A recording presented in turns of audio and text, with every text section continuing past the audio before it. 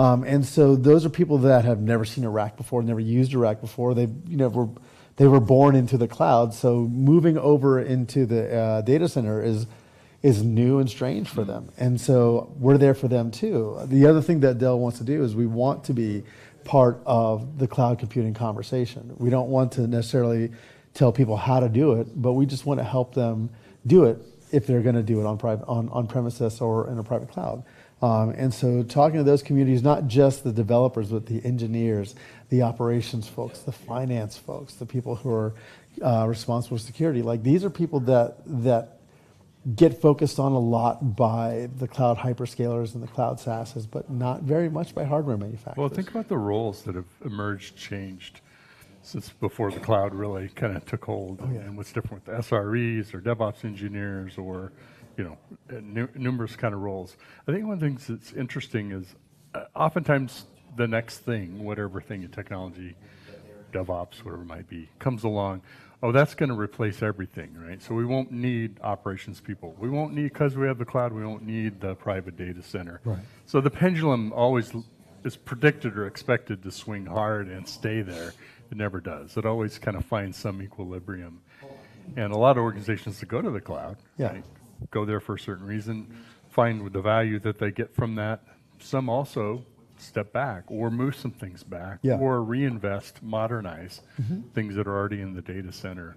But where do you see us in the kind of that pendulum process? So I think like I said, once I first heard Google Anthos being announced and AWS Outpost being announced, I knew the pendulum was on its way back. You think about customers and organizations out there that, like I said, have been born cloud native. They've signed an enterprise agreement with a cloud hyperscaler that says, hey, we're going to be with you for the next amount of years, and we're going to spend this much money for you, right? So the notion of of being in the cloud and everything is a utility and everything is an OpEx, right, goes out the window as soon as you sign the commitment. You now have a CapEx, but you have a CapEx on stuff that you don't own, right? So that's why you see companies now that are like, there's a financial aspect to me, maybe not wanting to be on a You're go from hyperscaler. consumption-based to a fixed commitment. Right, and if I'm going to do that, maybe I want to do that my own stuff. There are some things where maybe you need particular hardware, right? Very, very, very particular hardware that you're not going to be able to get or be able to get predictably in a cloud hyperscaler.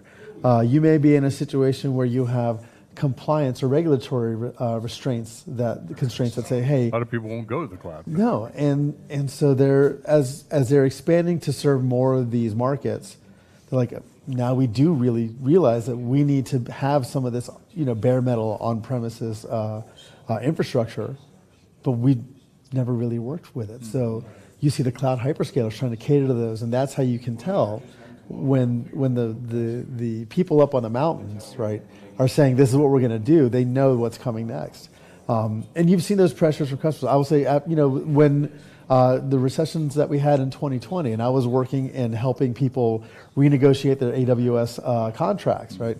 They knew that there was a big financial incentive for people to go to very predictable spend, and you're not going to get more predictable than owning the hardware. You pay for it once, you know it's going to be there, right?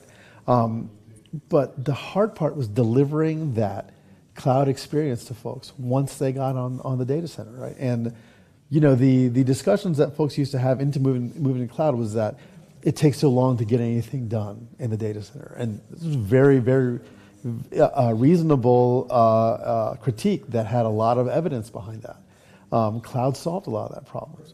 The thing is that one of the things that Dell has been trying to do, one of the things I'm very passionate about, is making that cloud experience consistent with the developers and the operations folks, no matter where that compute is. If it's in the cloud hyperscaler, if it's in this cloud hyperscaler, if it's on-prem, or if it's running in all of those, right? You need to be able to do your job, deliver your code, run your application, no matter where, right? And that's going to take a lot more support from hardware manufacturers than we've seen in the past. And that's one thing that Dell is committed to doing. Yeah, it's in some ways not helpful to be bipolar about it. Of one way to do it if we're in our data center, another way to do it if we're in this or that cloud. You'd like some common processes and models, software, different things to work on. I'm curious about cloud native specifically, because kind of there's many definitions of that. One Yeah. of them is born in the cloud. Yeah. The other is microservices and containers, and which you can all do in the data center as well. How does a cloud native, thinking of microservices, containers, Yeah. Kubernetes, et cetera, how does that sort of bifurcated hybrid maybe all in the private data center versus in the cloud look? So I think it's interesting when we talk about cloud native computing, lowercase cloud native computing, a lot of the stuff that you see that was very container focused started really on GCP, on Google. Microsoft came on board, AWS came on board, but you saw people running it kind of wherever it was, wherever they needed it, they would just schedule something. Yeah, containers wasn't have to be a cloud thing. No, and that was the thing. It was containers was originally a developer's laptop thing, right? It was probably a Dell, but May have been. But the notion of running a container in multiple places has always been the default. Like, yes, you're supposed to be able to do that. So architecturally, stretching that out from a cloud hyperscaler to a private data center, right? As long as I can schedule a container there and I know what port's going to be open and how it's going to be forwarded, how discovery gets done, then it doesn't matter to me, right? So for cloud native organizations, especially ones that have very mature DevOps practices, very mature SRE and automation practices, all they really need to be able to have is like those API endpoints. They need to have those metrics endpoints. They need to be able to have the ability to schedule, to do some kind of remediation, to route traffic, things like that. The things that they would do on a cloud hypervisor, they need to have those abilities in a private cloud. If they have that, that's gravy. And that's one of the problems that, like I said, they've been solving from the cloud hyperscalers. But if you don't want to run EKS anywhere, you don't want to run Anthos, and you're just running a vanilla Kubernetes installation, or you're running OpenShift, or you're running Tanzu, or anything like that, you should still be able to deploy that wherever you want to without having it be a major process, or worst of all, another set of engineers or another set of processes you have to do just because now you're in this place, right? And so I when I look at those cloud native things, they're going to look for the path of least resistance. Always. For them to move into the data center, and we're just trying to grease those wheels. You know, if you keep the developer hat lens on for a moment, you know, do I really care if I can use, and I'll pick any random technology, Vagrant or something, to set up in my environment on my laptop so I can do what I need to do, and whether I'm running Kubernetes here or EKS or something else up in the cloud, as long as I'm not back in the days of waiting a month to get my dev or my test environment set up. You know, if you're working in something where the workflow can be smooth and I can, you know, pretty much set up what I need the way I would in the cloud, whether I'm in the private data center or not, I think developers care less about that. Yeah, way less. And the developers kind of cared about AWS because that's kind of usually where they started. If they're working in these kind of environments, catered to the developer. Yeah, from the beginning. but in the end, they're mostly just dependent on using that API, right? So if you can tell them you can use this API and it's going to work with any of these things, they're happy, right? They don't. Again, the developer experience should be seamless for wherever you're deploying, and that, like I said, that's the work that we're trying to do now. Let me ask you: Does Dell think about either now or in the future providing developer-focused kind of tools or APIs Absolutely. versus operations and infrastructure? Obviously, where they played for a long time. Absolutely, and you know, Dell being you know responsible for the ground up, we're talking anything from the keyboards to the peripherals to the monitors to the laptops. You know, we've got that Project Sputnik, which is that canonical Ubuntu-powered laptop. So we've been trying to make the developers' jobs easier from the time that they start banging away on the keyboard to the time they deploy to production, right? So we're looking at more of those tools that are focused towards them, but we don't. But for us as infrastructure providers, we're typically less concerned about the end developer when it comes to the deploying of their code, but we want to work with the tools that they work with, right? So if they're using GitLab, right? If they're using GitHub, if they're using any kind of automation or automation tool to deploy code, we want to work with that. Like I said, we want to make the developer experience seamless. That's what I was going to note is we are using developer as kind of the broader term, but Yeah. there's developers, but then there's also DevOps engineers, SRE, platform Yeah. engineers, and those folks, and if they're setting up the environments and they're able Yeah. to do that in their private data centers similar to what they would in the cloud, Mm-hmm. that's what in part kind of So paves much the of way it. for the developer to say this is an environment I'm really comfortable in. Yeah, and that's that's a lot of the work we're doing with automation infrastructure as code, whether it's provisioning through Terraform or whether it's provisioning through Ansible, or any other API you're used to using. I mean, I would say that CDK is not out of the realm of possibility, where I need to just provision something using the same code bases that I'm used to. I just need to define this as a different region, right? I need to have a slightly different network definition. So you've got lift at the beginning when you're setting it up, but you're still not having to learn a whole new code base or not a whole new set of implementations, right? You're just using Terraform and you're changing these parameters. I need to use this specific module in Terraform, and that should be the only change you have to make. Excellent. How about storage from that standpoint? We're talking about compute and networking. So storage becomes an interesting realm to get into, because it's going to depend on how much interaction you want to have with your storage device, right? If I just want to stay strictly within Kubernetes, that's something we can do. We can do that today, right? If I need more low-level kind of things, it's going to depend, right? Are you talking about, I'm going to have hands on the keyboard, I'm going to be running SSH commands, I'm going to be running Ansible commands, am I going to be running Terraform to make these things a certain way? How do I bubble up? How do I present the storage layers? What kind of storage do I need, right? Do I need object storage? Do I need file storage? Level, and, is that important to you for your level of your app, or is that something someone else is going to take care of? And so that conversation becomes a lot more nuanced.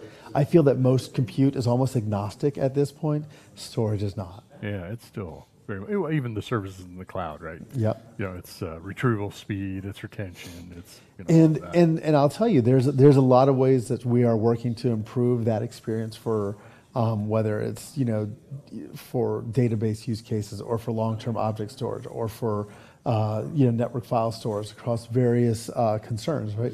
But what I think the most important part that we're trying to do, especially as developer advocate, is going to the open source community and saying, y'all have some solutions already here. How can we help you make that work with Dell? How can we make Dell storage solutions make what you're doing easier? And so that's a lot of liaison. We got one of the other lead developer advocates, a guy named Ryan Wallner, who started a little bit after me.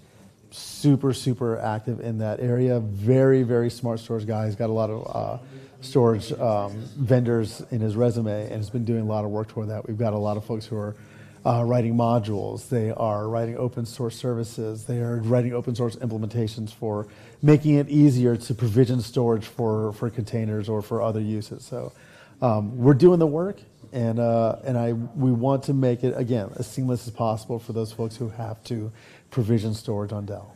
There's no more local data center than our laptops.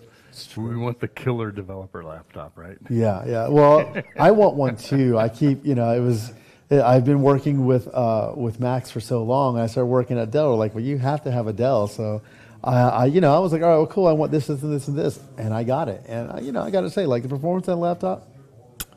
I'm not saying I'm a convert to Windows, but I'm definitely at least a big fan of the Dell hardware. You can do a lot of other things too. Yeah. But it's been a good experience for me to figure out, if I'm a new developer and I just got this Dell laptop. A lot of people develop on Windows, Yeah. So a lot of folks do that. But one of the focuses that I had that I would love to see Dell get into also, aside from just developers, is there's a whole market for gamers out there that they're seeing Dell focus on with Alienware. There's a lot of streamers and stuff like that people that just buy kind of whatever laptop, whatever platform they have to use that. That's a whole market out there. Like, if you ever seen like TwitchCon and stuff like that, huge market. And what you see is these rock star developers who have big streaming followings. And it's like, I would love to have them do that with a Dell rack in the background, or maybe a Dell laptop or Dell peripherals, and they could show off their new keyboard they got. Like, when we say that we're going after the developer, I mean that at all levels. Developers love it when you cater to what they need, what they want, Yeah, and they know that's your focus. Not it just happens to fit, And you may shift tomorrow. They know that you understand them as an audience. They'll build loyalty with you. Their voices are important to us, and we want them to know that. Well, Jim, great to talk with you. Good talking to you too. I really appreciate Where can folks find out more information about kind of hybrid cloud and some things that we've been talking about? So definitely, we have a community site at developer.dell.com. We're working on overhauling that to make it even more community focused and community friendly. But hop on, stay tuned, participate in the forums there. We've got a Dell community Slack that you can link to off of there. We're going to be at more events that you're not used to seeing us at. We were just at KubeCon. We're going to be there again. Look for us at DevOps Days. And if you see us, come talk to us. We want to hear from you. Maybe we'll see the Tim Banks Twitch channel one of these days. All right. Well, I threw him a curveball. Thanks much, Tim, for joining us. And thanks for being with us. We're going to be back with some other fascinating guests just like Tim. We'll see you in just a minute.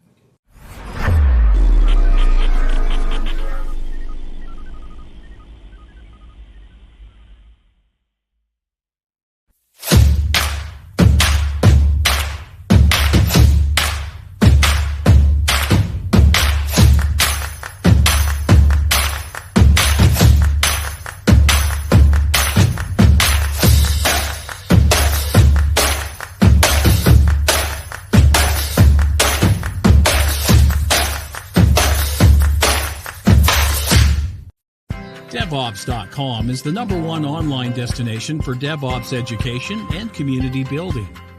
DevOps.com covers all aspects of DevOps, including DevOps best practices and tools, DevOps culture, DevSecOps, business impact, continuous testing, continuous delivery, and more.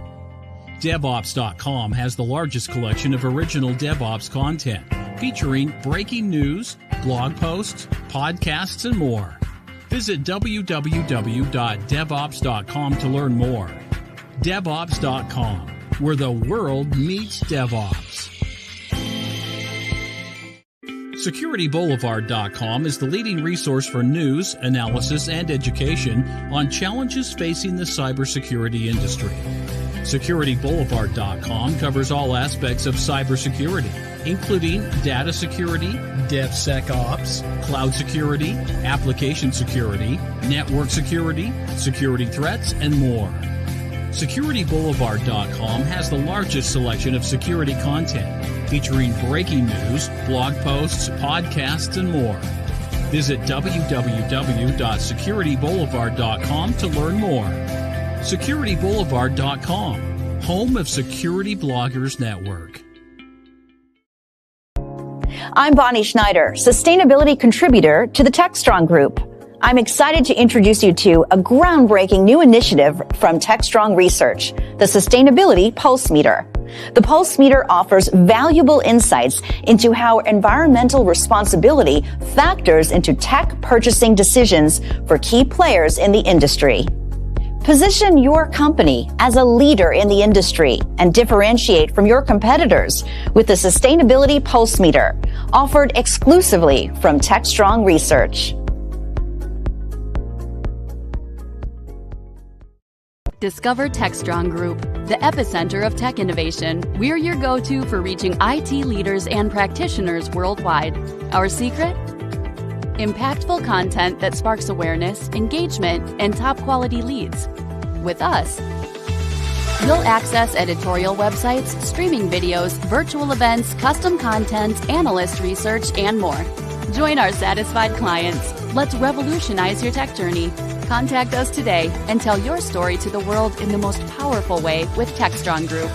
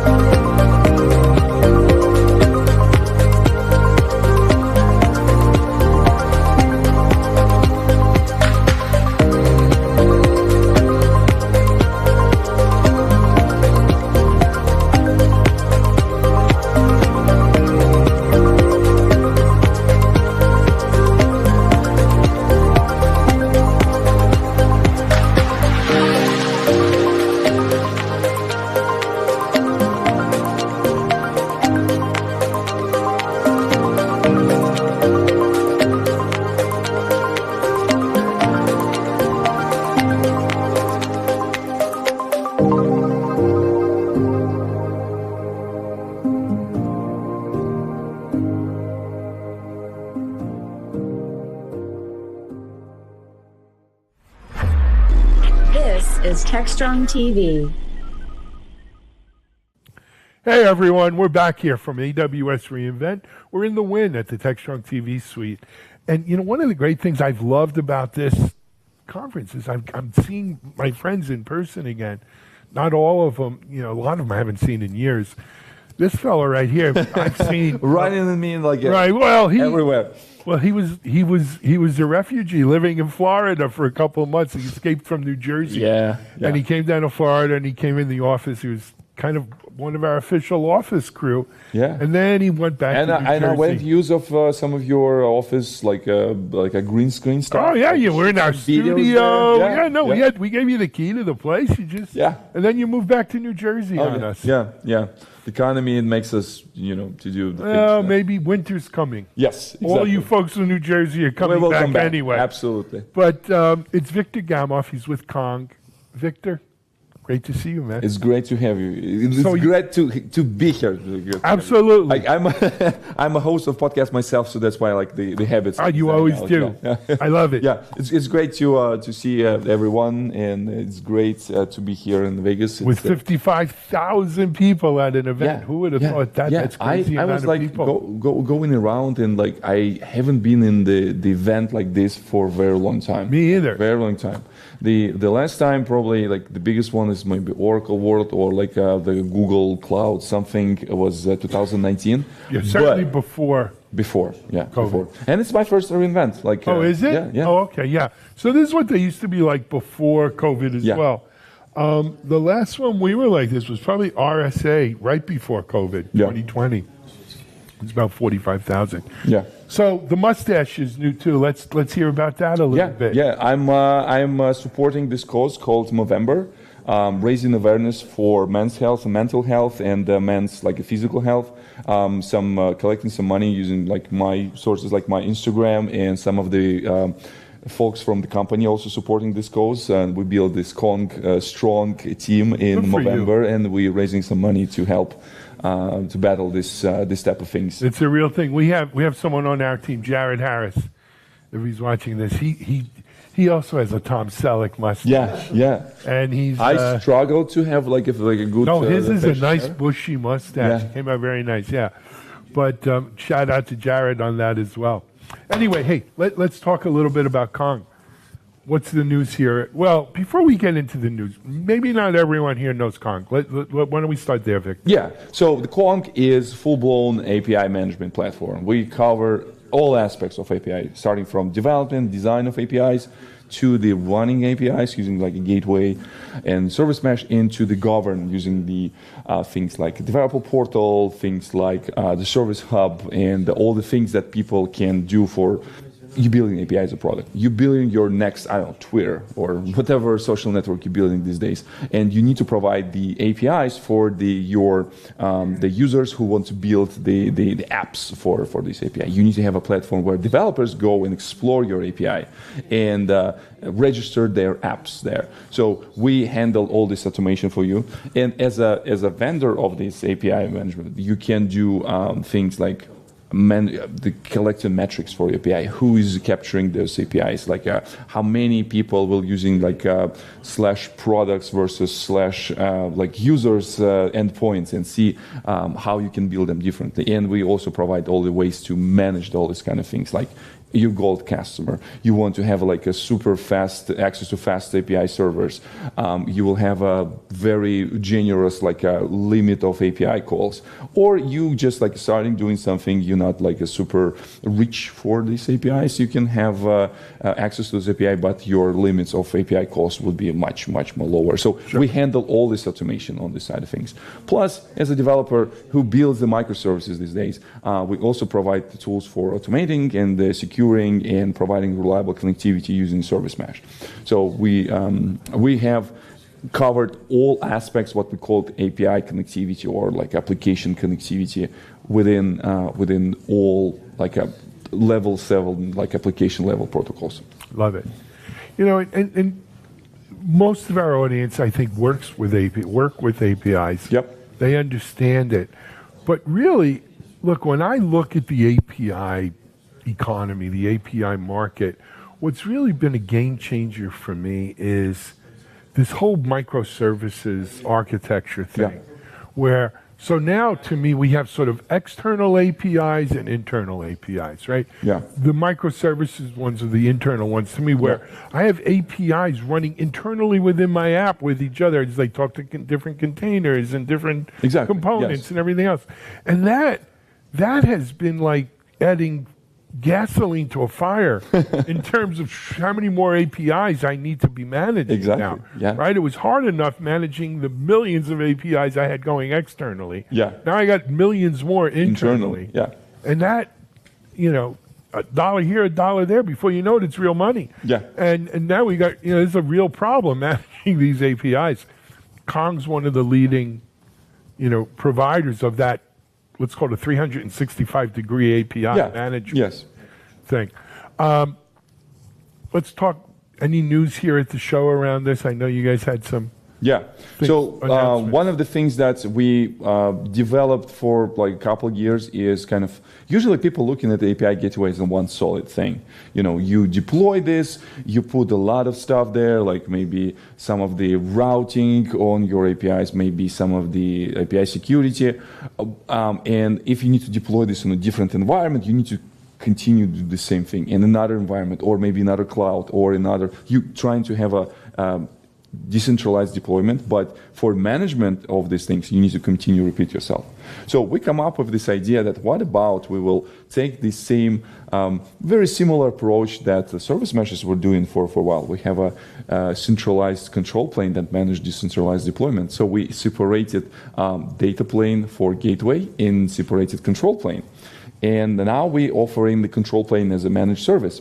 So you will be responsible deploying just a tiny bit of Kong next to your data, next to your API, and we will be handling configuration, developer portal, service hub, and all the plugins, licensing for your applications, different environments, runtime groups, all the things will be handled this. And you will just receive this as a kind of like one of the requests from our control plane to your data plane. That's fantastic. Yeah, and we also support all like a famous infrastructure as a code things. We start the pioneering this idea of API ops. Is how to drive the overall API collaboration between the different collaborators in your company. So when we talk about infrastructure as code platforms, we're talking like Terraform, Chef, Puppet, Ansible. What about Pulumi? We just had the CEO of Pulumi a little while ago. That as well. Yeah. Nice. I love it. And what'd you call it? API ops? Yeah. Just what I need, another ops. Another ops, yes. That's what I'm telling people. So essentially the idea was that there is a standard of API definition, Open API standard, and everyone knows that, and everyone understands the way how you structure your API, you structure your schemas about the payload. What about we have a collaboration around this? Using the simple tools like a Git, like a GitHub. And we do have a pull request review and saying, yes, we like how this API looks like, or how this entity that this API would be spitted out. So we're good. So what we're going to do next with this? We take this API spec. We have a tool called Insomnia, which is a developing tool, is open source. You design, test this API thing inside Insomnia. Click the Git button, like a push to Git. It will be syncing to the Git, and where you can pick up from the GitHub action, turn it into deployable configuration to the Kong, ship it to Connect, and Connect will distribute this to all environments that you need to deploy this. So we handle this approach from designing this and envision how your API will look like to the point where it will be like reality in a matter of seconds through automation and through all these pipelines. I love it. Yeah. This is great. And it's available now. It is available now. We just revamped we introduced like a new UI. It's much simpler. We introduced much, so few weeks back, we spoke at the, with Mitch at KubeCon, and I was talking about the Kong Summit, some of the things that we announced there. We announced some of the, so Kong is big proponent of open source. Sure. The Kong gateway is the largest API gateway open source. 35,000 stars on GitHub. Wow. Yeah.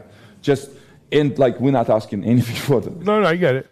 And we also open source the engine that drives our Connect thing. It's kind of like our thing that I started our conversation, this control plane, data plane separation. We call it COCO. And it is a protocol that allows to data plane effectively talk to any control plane and control multiple control planes or multiple data planes. I did this. There's like a YouTube video where I brought some of my friends from Mercedes who also like a users of an open source thing, and they will demo in how you can use controlling multiple Kong instances and running in Docker, just because we wanted to do this demo from just one plane. We just sent the route configuration, plugin configuration, and it was available immediately. Same scale, but in managed service. Now you can have your different environments deployed in different clouds or different regions, and this configuration can be shipped through the just simple git commit from Insomnia. Love it, man. Yeah, all about automation. You know, if something is painful, you have to do this often, or find a way how to automate this. Absolutely, because I had this discussion earlier with someone. Automation and AI, ML, and these kinds of things, they don't mean less people. Yeah. It frees people up from doing the things they hate doing. Exactly. The repetitive, mindless, almost kind of things they do, to do things that get you excited, that are interesting. Absolutely, spot on. Last year, I was asked to do kind of like a prediction for 2022, and I was like, well, let's focus about technology, what's going to be new and exciting. In 2023, I actually got this idea, like people is burning out because of this, like supporting legacy stuff and doing repetitive tasks. And for 2023, we need to, like engineering leaders, need to enable automation. You know what? We have a Predict 2023 show, January 12th. Why don't you do a session on that? Yeah. I would love to. Absolutely. I'm inviting you. Yeah, thank you so much. Victor, it's a pleasure, man. I'm hoping when it gets good and cold in New Jersey, you'll remember where to come home. I will be there. All right? Yeah. All right, man. Thank you. Victor Gamov, Kong here at Techstrong TV. We are in Las Vegas. That's where we are for AWS reInvent. We'll be back in a minute.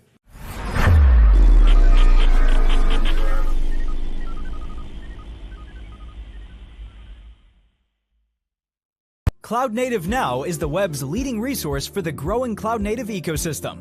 CloudNativeNow.com is your destination for news, thought leadership, features, and webinars on cloud native architecture, Kubernetes, serverless, cloud native application development, microservices, service mesh, cloud native security, and more.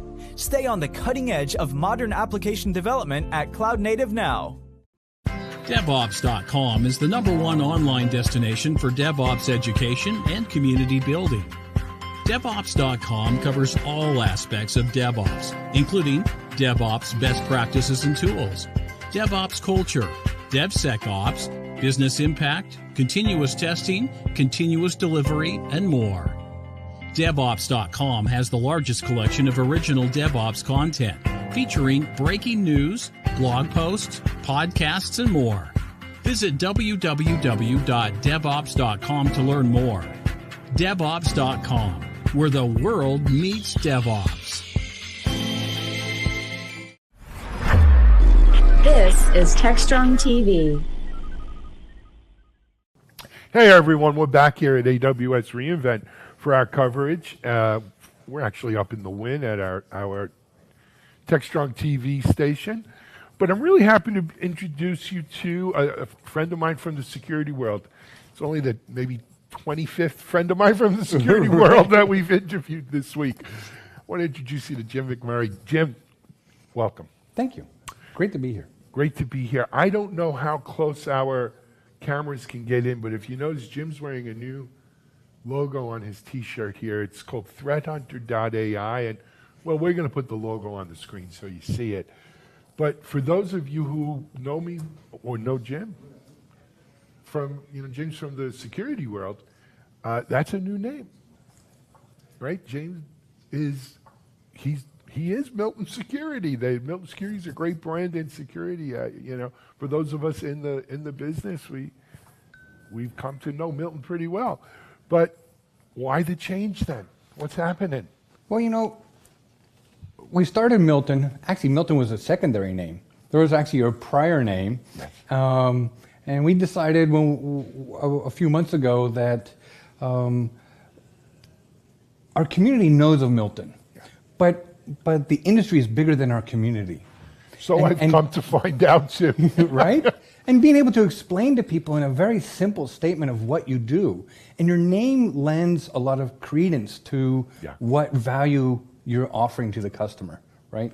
And Milton Security, if you're in the community and you work at an organization, you think of us when you need threat hunting done. But there are thousands of other businesses that have a hard time deciphering what does Milton actually do. Where does this name Milton come from and why? And we wanted to focus on what we do and what we do best, narrow it down, and come up with a simple statement of who we are. What we are threat hunters. You're hiring a threat hunting team, and you're combining that with all of the AI models that we have created in the last 8 years to combine together to be your threat hunting team. And you're 100% right? Being in the community, to me, Milton represented quality. Quality, you needed threat hunting done, you needed that kind of security service. You called in a Milton, much like you see when people get breached, they say, oh, we hired Mandy in, right? And that's great, right?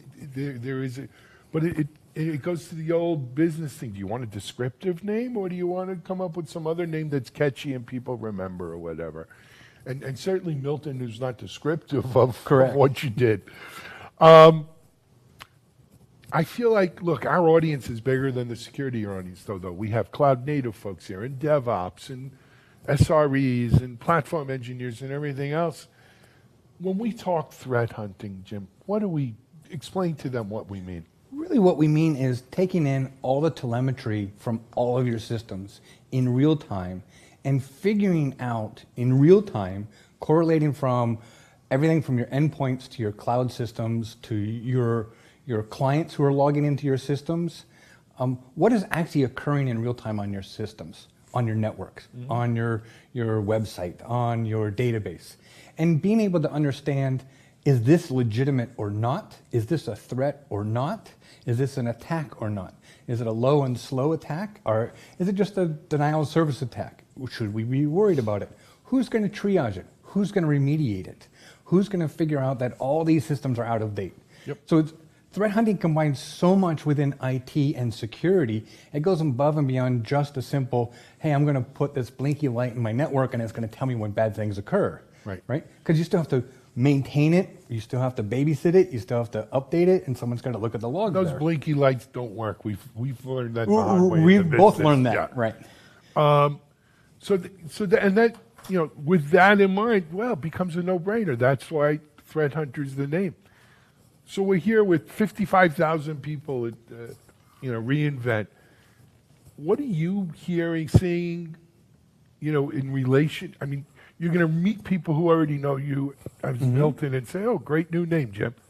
Then you're going to meet other people and say, I never heard of Milton, but I get what threat, like what's been the reaction out from people? It's amazing. I would say our friends, the community, really are scared of losing the Milton name. Because, Milton is just more than a security company. We've sponsored so many things. We do so many things with veterans. There's a lot of things that people are concerned about that have come to me just yesterday and said, is all that going away? And no, it's not. Good. Right? Because to me, that is key. It's helping our community. Well, it's who you are. Correct. We could call you anything but late for dinner, right? But you're still going to do the whiskey stuff, right? Correct. Okay, you heard it here. The whiskey stays. But all kidding aside with whiskey, you do a tremendous amount for the veterans community. And there's no reason that should go away just because you changed from Milton to Threat Hunter, I would hope. I think, unfortunately, what a lot of people, when they see these kinds of things, assume, oh, they must have raised money. And now they have some new corporate overlords, who are going to put the clamp down on doing all the fun, cool things that made Milton such a popular member of our community. So, no, we have not received any outside funding in the past 15 years. Yep. We have no VC, no PE, no angel, and we don't plan on it either. Well, it's good when you run a profitable business. You don't generally need that stuff. Correct. Yep. You know, are we the size of some of our competitors? No, but I think we do a much better job at what we do, and we all have fun doing it. Right. And coming to work on the Threat Hunter team is really akin to enjoyment. It's enjoying helping your customer, being a partner with them, and integrating with them as much as possible. Well, it used to be when we were Milton. I would say when you sign a contract with Milton, you're actually hiring a guy named Milton. Right. And that guy named Milton is going to be working for you 24 hours a day, 7 days a week. So you got to treat him just like an employee. You have to onboard him. You have to make him part of your security team. You have to make him part of your change management team. He's got to know everything. And we need a two-way dialogue that's 24 hours a day. Right. Without that, then we just become another vendor. You know what? I very similar philosophy to how I run Techstrong here. I've been through that venture-back thing and all of that. I'm done. We have a good time. We try to. We come to a place like this rather than being out on the floor and all that craziness. We have a room here. We order in our stuff and we try to make it fun. Try to treat the company as a family and then convey that sort of feeling to our customers, right? Right. Hey, we do care about your business. We want you to succeed because your success is Correct. our success. Correct. And it's an important thing. I want to ask you another question, if you don't mind. One of the things that really has kind of done my heart good here at AWS reInvent, as well as we were talking off camera, I was at KubeCon up in Detroit about a month and a half ago. After all of these years, no pun intended, after all of these years, security is really becoming job one with so many organizations, not just their security teams, but at the board level, at the developers level, and the ops and the biz levels. Really, people are listening and wanting to do something, and not just saying they want to do something, but putting dollars on the table and resources. What are you saying? Is security really becoming more important? I think at a board level, and especially in larger organizations, they're very aware that they're particularly liable for things that occur within their firm, right? And they have to sign off documents that state that they are secure, right? Yep. And if they are breached, then the public looks towards the board. Where's the failure? Who's the fall guy in all of this? So clearly, of course, in larger organizations with a structured board, it's going to become more aware, even more so than it is now. We've sort of flirted with elevating the CISO to the board level, right? Or make them an advisor to the board level. I think that was a good start, and I think more practitioners really should be, as we all age, should become that role, that CISO role, to be able to be the person in between the actual security teams and the board and explaining to the board what is occurring. I do think that if you go back 5 years ago, DevOps, we didn't see anyone concerned about security. No. Oh, I know it. When I first started bringing DevOps to RSA, they were like, "What are you doing here?" Right. But right. And I think it's great. More awareness is much. More awareness is awesome, and I do think that we are seeing organizations committing to spending monies on security. However, in this current climate, CrowdStrike just announced yesterday that there may be an earnings shortfall and that customers are leaving because of their high cost.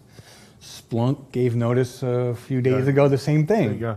So you see these very large security organizations are being told by their customers they're not going to renew, or they're going to renew at a much lower rate. So how does that impact the actual security teams who work for these customers, right? And where does that burden lie? Right. Well, the burden doesn't go away or lessen. Right. Is it an outsourced situation? Is that something that's good for Threat Hunter now? Or, I hate to think that we're going to take a step backwards. right? That's my fear as well. Yeah. It truly is. When I start seeing these things that organizations are going to look at security as, once again, as overhead expenditures that can be cut, then we're going to fall back into organizations now becoming more vulnerable and we'll to see attack. more incidents and Right. stuff. Because, I don't want to end this interview on a sour note. The fact of the matter is, over the last 5 years, 7 years, I think we've made tremendous progress. Oh, yeah. To where we were when you were doing veneer networks, 15 years ago, 12 years ago, something like that, right? We've made progress. We develop more secure code now. We test more for security, both prior to deployment and after, than I think we ever did. We use more threat hunter and intelligence and detection and response. We do a better job all around. Not to say that the bad guys haven't gotten more devious in their tactics and our attack surfaces have grown and all. Look, it's a constantly spinning. I mean, the old adage that we all know: defenders have to be right all the time, and the attacker only has to be right once. Right. Right. And that once is going to hit you. December 23rd, 2022, That's the way it goes. When everyone's gone away on vacation and they go, oh, look, I'm going to chain these 4 different vulnerabilities together and I'm now going to be inside your environment. Yep, absolutely. You know what we didn't mention? So Milton Security was the old URL. What's the new URL? ThreatHunter.ai. ThreatHunter.ai. Check it out. Jim, what's the best way? I mean, go to the website, yeah, but talk to us a little bit about organizations out there saying, look, I need help. I know I need help. What's the best way to engage? What's the path to engagement look like? Other than going to the website and filling out a contact form, where should they be? What should they be looking for when, hey, you need to call Threat Hunter AI? So I always give out my cell phone. Because every single customer that I have and every single partner we have, everyone has my cell phone. Right. And if you have a need and you need to pick up the phone and call someone at 2 o'clock in the morning because you are breached, and this has happened, you just call 714-262-5006. Right. No prank calls there. But if you need it, that's the break glass in case of emergency, right? Right. And that's what people have come to know from Milton. They're there when you need them. Right. And Threat Hunter will be there when you need them too. Excellent, man. Congratulations. Good luck with the new name.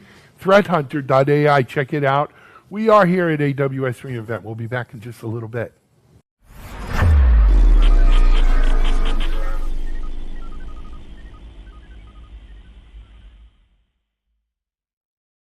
SecurityBoulevard.com is the leading resource for news, analysis, and education on challenges facing the cybersecurity industry.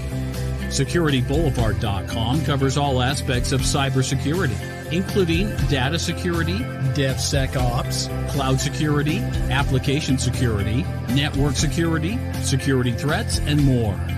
SecurityBoulevard.com has the largest selection of security content, featuring breaking news, blog posts, podcasts, and more.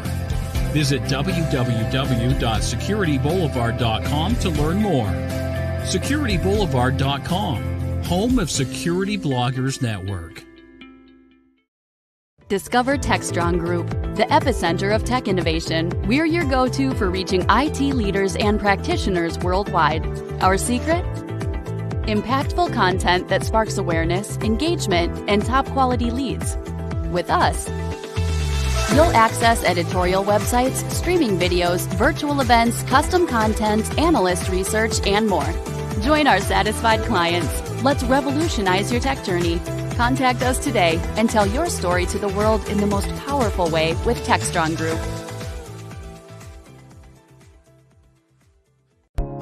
I'm Bonnie Schneider, sustainability contributor to the Techstrong Group. I'm excited to introduce you to a groundbreaking new initiative from Techstrong Research, the Sustainability Pulse Meter. The Pulse Meter offers valuable insights into how environmental responsibility factors into tech purchasing decisions for key players in the industry. Position your company as a leader in the industry and differentiate from your competitors with the Sustainability Pulse Meter, offered exclusively from Techstrong Research. Cloud Native Now is the web's leading resource for the growing cloud native ecosystem. CloudNativeNow.com is your destination for news, thought leadership, features, and webinars on cloud native architecture, Kubernetes, serverless, cloud native application development, microservices, service mesh, cloud native security, and more. Stay on the cutting edge of modern application development at Cloud Native Now.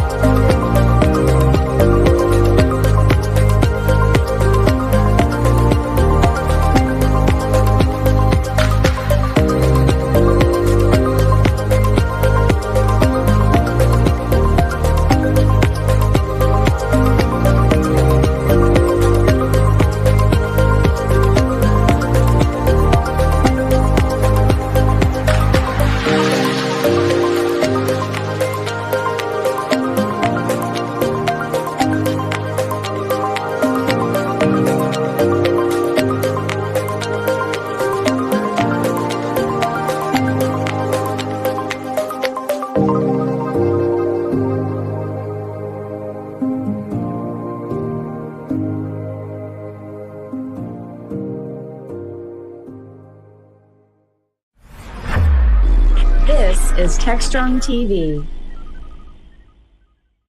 Well, we are really wrapping things up in a great way here, and AWS reInvent. It's been a fantastic week in our secret location, secret studio. That's at the Wynn here in Las Vegas. So AWS reInvent 2022.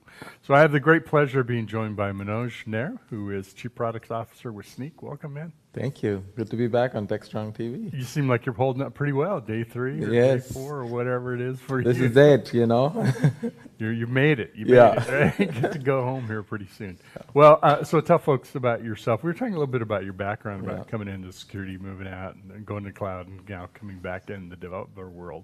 That's pretty, I think, is a cool story. I love your background. Yeah, no, so I'm an engineer. I maybe should have a T-shirt that I used to code or something like that at one point. But I was a kernel developer, and I'll go back to that later on in the progression, and then started doing a bunch of data management software, and ended up at RSA, helped building out a security analytics business, and 5 years into it, booming business, and then I get a nation state attack, I learned for the first time, like real, kind of real life, it's like that punch that hits you in the face that you're not ready for, and then you're like, oh, wow, that was compliance, not really security.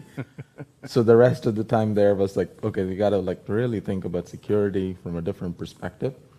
I spent a bunch of time after that doing, more cloud, SaaS companies, data protection, and all that, and saw the opportunity at Sneak as I was thinking of what to do next. Like, do I want to go back to security? And I said, this is different.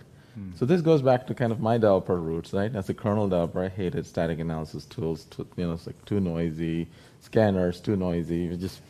Developers want speed. So, and Sneak's magic was really flipping the whole thing on its head. Instead of thinking about yet another security tool trying to solve a whole bunch of problems, no, let's go back to the real, like as far into the start of the process of where the problems originate. And that really resonated to me. It's like, okay, this flips the problem on the head. We would stand on the stage at RSA, say, security needs to be built in, not bolted on. No one really knew until Sneak was created. And Gaipo and the founders there just fundamentally took, okay, let's make it easier for developers to do their job.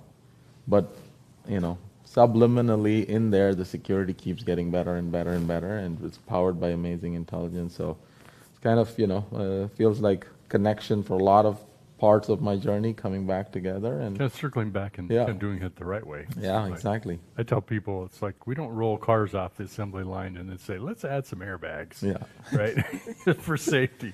You kind of have to think about those things really early in the process and build it in. Well, I'm curious. So, I've been in the security world as well as software world for a while too. And, if I put sort of my kind of jaded glasses on, I could say, we're doing a lot of the same stuff that, products I built in the early 2000s and generations, variations of that. And sort of where's the new innovation coming? And there's been things happen, but it seems like the software developer world being part of it, blurring the silos of network and security and software and the infrastructure in a way that we have to address it directly. I mean, it's a unique opportunity to do it right, because if you think about the new stack, it's all code, right? Your first-party code. Software is composed, not written, out of open source code, deployed using IAC templates, packaged in containers, deployed on a cloud, which is really code. And so can we take a different approach to security in that context by, and the process has changed too. Cloud native, digital transformation, all these buzzwords, right? But just the way we deliver code. What it really is, like, we figured out how to do things in a more agile way, in the real meaning of the word. Terms like DevOps are thrown out. Some people think that, okay, that's also, is it a fad? Is it something else? But I think that it's really about speed. Like, you think about business agility. DevOps was the first step in that transformation. It's dev and ops not working as I build code and toss it over, but working together. So that was a transformation of IT to make that happen. And so now IT is more developers in IT, platform engineers and all that. Next step, security. Security needs to become part of that for DevSecOps to be real, right? And it needs to, that's the transformation. We have an opportunity, and that's the innovation we're focused on, and there's a whole ecosystem of companies that are coming at it that way. Now, I'll tell you what's surprising for me is the other side of this, and especially this week and walking in the expo floor and talking about it. There's the other side is, great, here's a new set of problems. Let me take the same old approach, and I'll essentially build a scanner for the cloud. This is a prettier scanner, it does more correlation, it looks better, attack paths, this, that. The risk there is the Christmas tree doesn't need more lights, as one of the CISOs told me. And at the speed at which cloud moves, the next set of lights and the next set of lights, you're throwing it in there, the whole thing is going to fall down, right? It's holiday season coming up. We all did our Christmas trees. Some of us did it, before they left. So it's a timely analogy. That is the risk. The risk is to fall for a trap that loses a generational opportunity to change how we could secure things. And you still need that safety net after the fact, but that should catch very few and far between things, not all the things, and then pushing it back the other way. So I think that's, there's philosophical differences. We come at it saying, opportunity of a lifetime to do it right because the whole world is code, and can you build it in?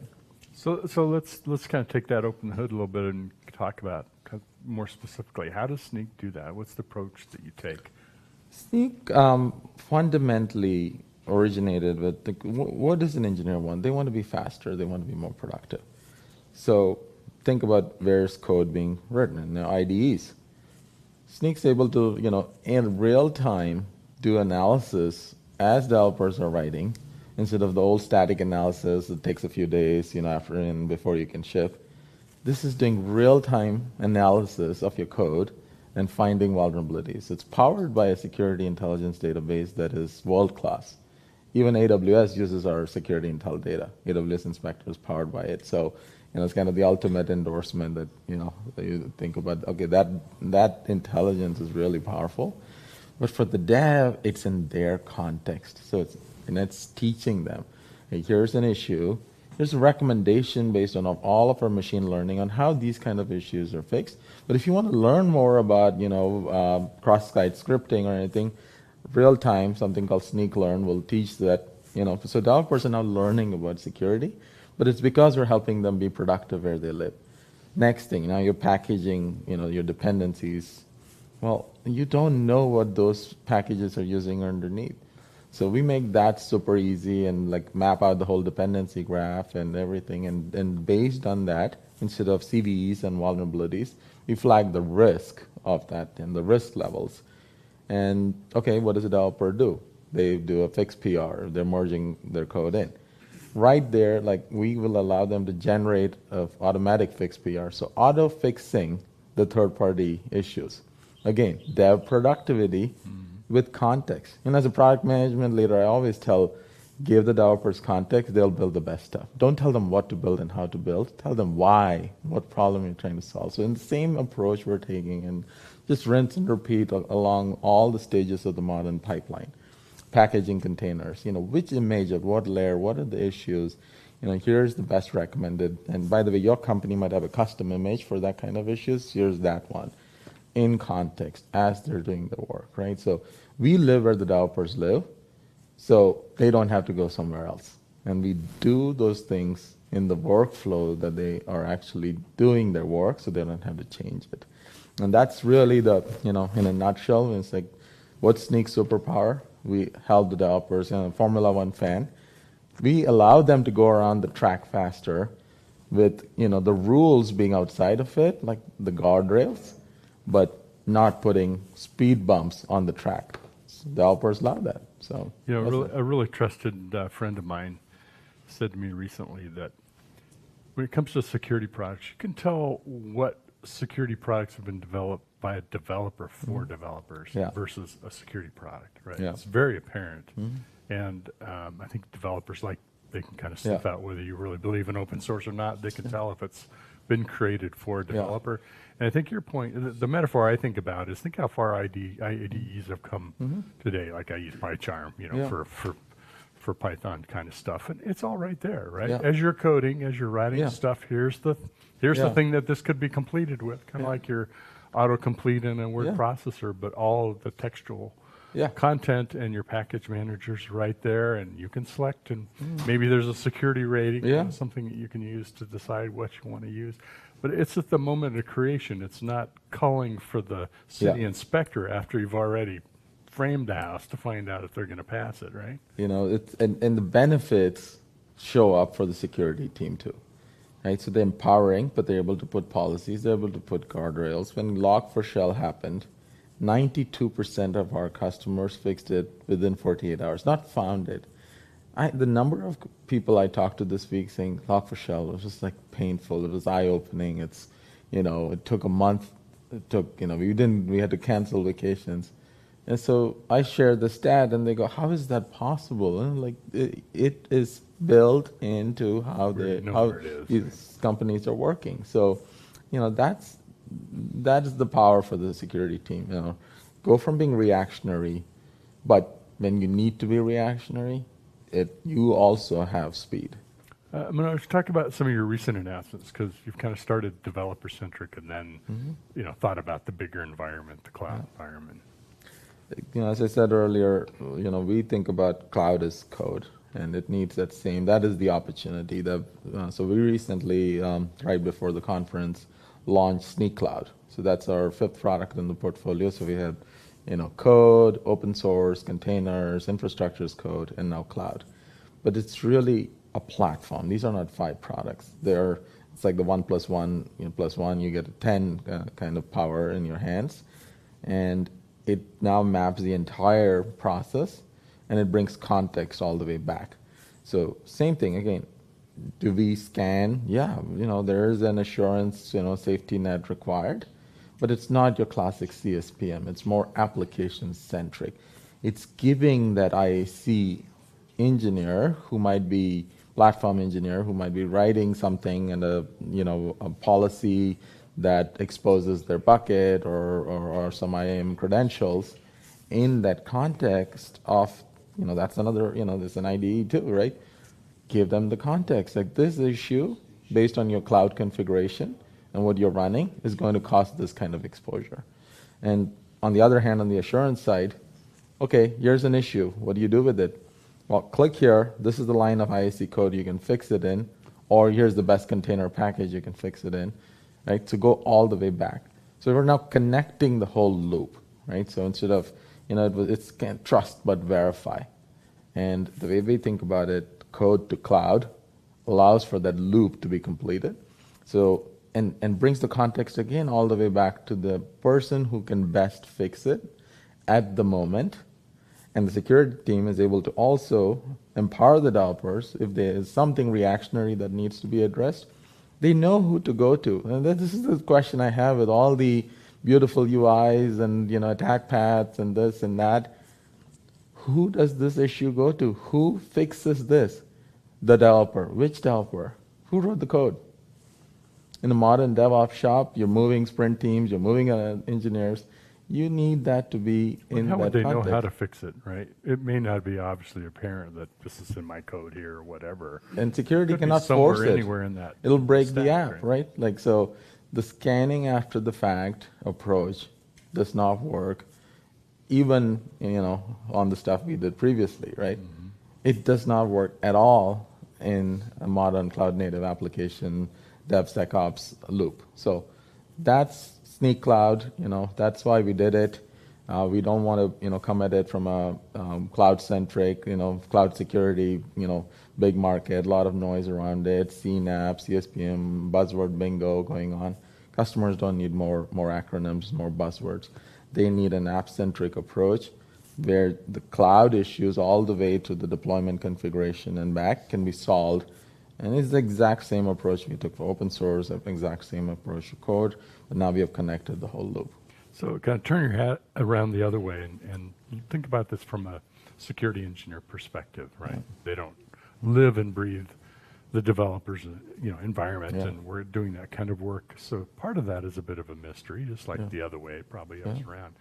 How do they accept this kind of approach? Does it look like more, I don't know how this works, but they seem to be doing something that's working for us? Or is it more readily apparent and you can demonstrate how this is making an effect? And that's the journey, and the trick is even in the word that you use, security engineer. Not somebody who's looking at it from an InfoSec reactionary perspective. But I think that part of this change here is security teams now become more developer aware, security engineering. And if you're having that mindset, and we have work to do to enable them and train them, just like we train the developer. See, developers fundamentally don't understand security issues. They know how to fix their code to make it work, to do what it's doing. Well, there's too much. Right? There's a lot to know. There's a lot to know. So it was really making the developer security aware. Mm-hmm. Now it's making security dev aware, and that's that next, phase of the mission that we're in the middle of. But there's a cultural transformation. It's tools, processes, in context learning, just like we did for the devs. How do we do it for the security professionals so that they can become more dev aware? our customers who have kind of made that transition, you'd say, look, what percentage of the world that is in the cloud, is truly cloud native? There's all kinds of data out there. Is it 10%, 15%? We're at the early stages of it, right? And so this is the time to not let old bad habits just move to the new world, but just have the new approach indoctrinated and make that transition to security engineering. Great. Well, it's been a lot of fun chatting with you. Given your focus on developer, I know you have a lot of ways that developers can get access and use your technology and kick the tires and try it and work with it. Talk about how folks can access or use what you have to offer. Yeah, this is the beauty of Snyk. So everything that we talked about, you can go to snyk.io, and we have a free plan, free forever, right? So if you're just a developer who wants to use it for their use, they subscribe to Snyk, and that's how we grew, right? And that's how we continue to, right?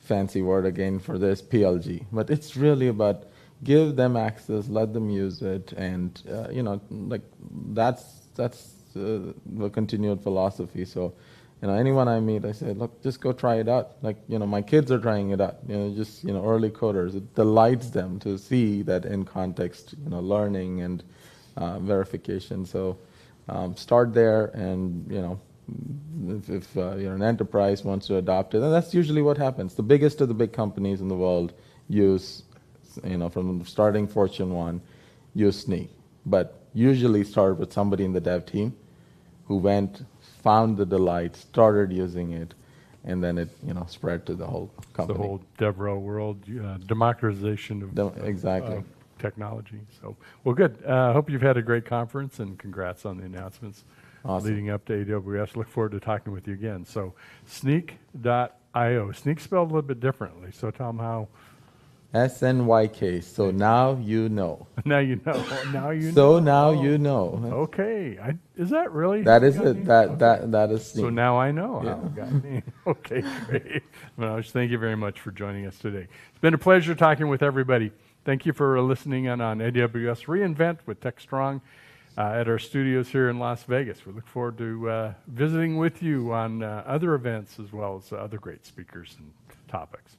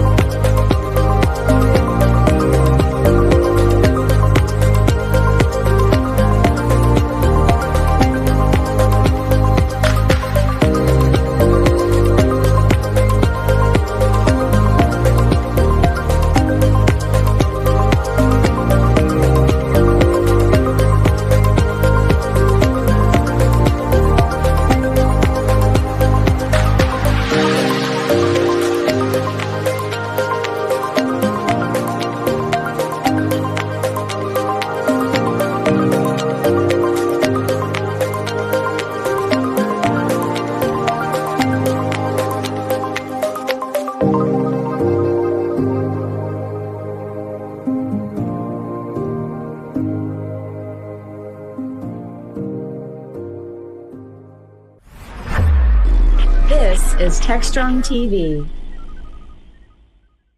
Hey, we are back at AWS reInvent 2022 here in Las Vegas at the Techstrong Studios in the Wynn Las Vegas Hotel. We're a really special treat here, and I feel really honored to be being part of this conversation, kind of hosting this with some folks who played key role in the creation and the expansion, growth, and definition of DevOps and the things that we just kind of take for everyday normal today.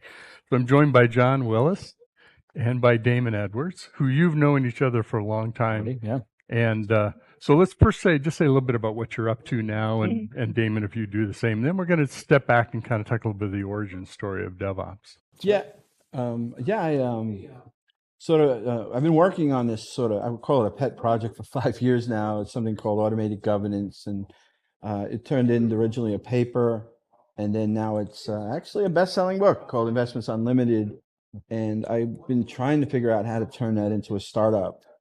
And I'm getting too old to do another startup by myself. And I ran into a company out of Norway that basically had written a product that mirrors the story in the book. It's an investment bank fails an audit, and then they sort of DevSecOps their way to sort of improve audit, internal audit and IT risk. The company name is? It's called Costly. And I just, oh my goodness, like, why do startup? These people have built, and it's very much like, I was early in at Chef, so it was like, I'm like the 12th person in. I was 9th at Chef. They had a seed of like 2 million. These guys have a seed of 3 million.